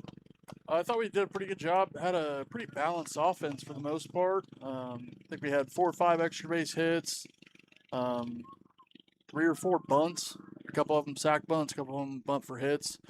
And then we just did a really good job of, not expanding the zone. Had, I think, 12 walks or hit by pitches, so that's always going to help. And just did a good job of capitalizing when we had opportunities to score. So. Yeah, and Godfrey came through with a 2-run homer back in the 7th and took that lead in the 8th with that sac fly. And those are really 2 huge at-bats, right, that kind of extended the lead back in the 7th and, of course, took that lead. Kind of what did you see from him today?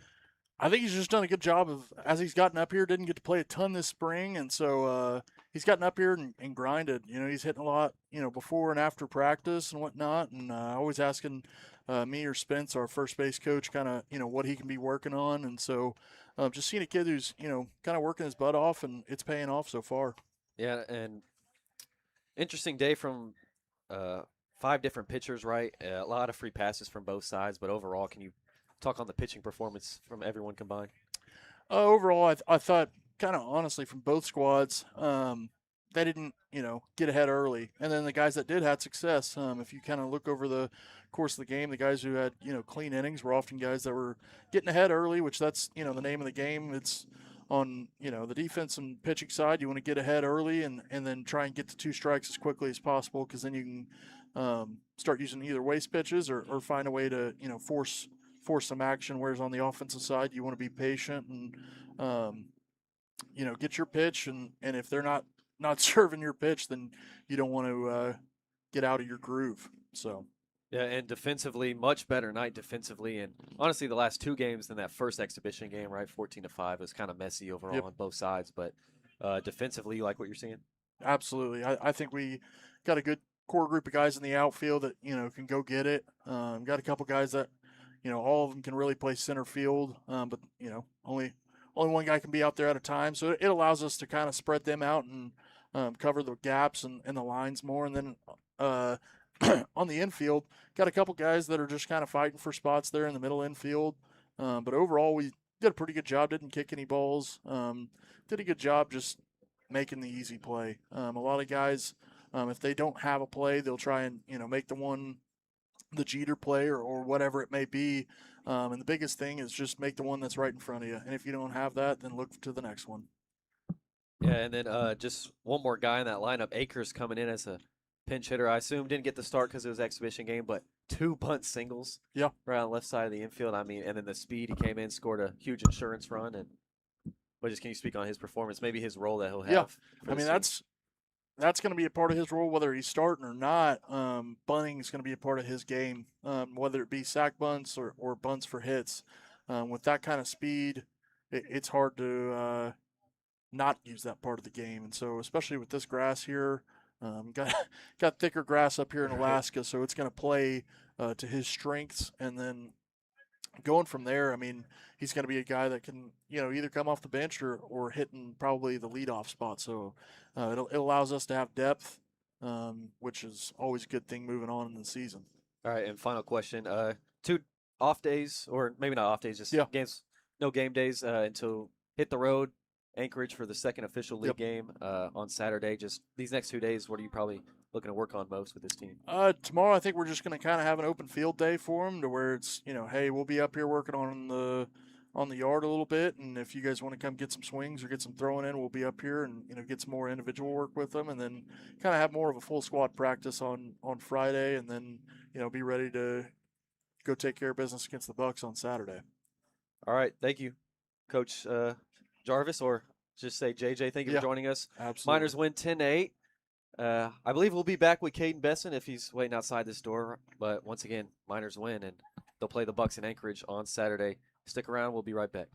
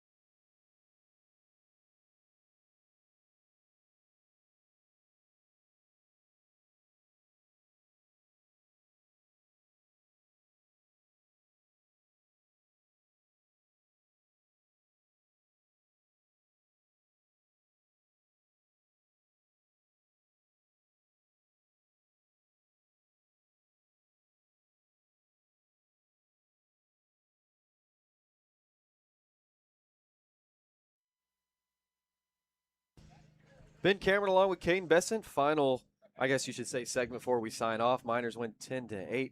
Just overall, Kaden, your thoughts on the game? Walked too many guys, gave up too many free passes, but bats came through, and so whenever your pitching staff struggles, which I don't really think it did too much overall, but obviously the Chinooks should have never scored 8 runs, and so bats did a good job of picking their guys up and helping out the pitchers and providing some good offense. Nice to see the long ball happen. I didn't know how many we were going to see, and then we get to Hermon Brothers Field, things flying like crazy. Godfrey had an incredible game for being such a young guy. He showed some real excitement. Certainly a guy be fun to watch, and Enoy already excited about him. He's certainly going to be fun to watch this summer. And then Cooper Grace, a pitcher. I mean, a pitcher in Nebraska just comes in, and LeBron's like, yeah, I kind of want to see this guy hit yesterday, and then DH him today, and well, he proved you right. Made a good decision letting him hit. He sends one over left field wall, 2-run shot to get the home. Yeah, to get the party, continue the party. Had the first one. So yeah, that super fun game. Good job by the Miners getting a win, whether it's non-league, it counts or doesn't. See if they can get a win on Saturday. That one will be really important. That one will be a big one as they take on the Bucks team that took a lot out of them last year at that top of the world championship. See what it looks like this year, though. Yeah. Once again, Miners win. They move to 2-0 on exhibition games or / non-league games. They're still 0-1 on the year. They'll play that second official game on Saturday in Anchorage against the Bucks. I believe that is at 4 o'clock. It is. And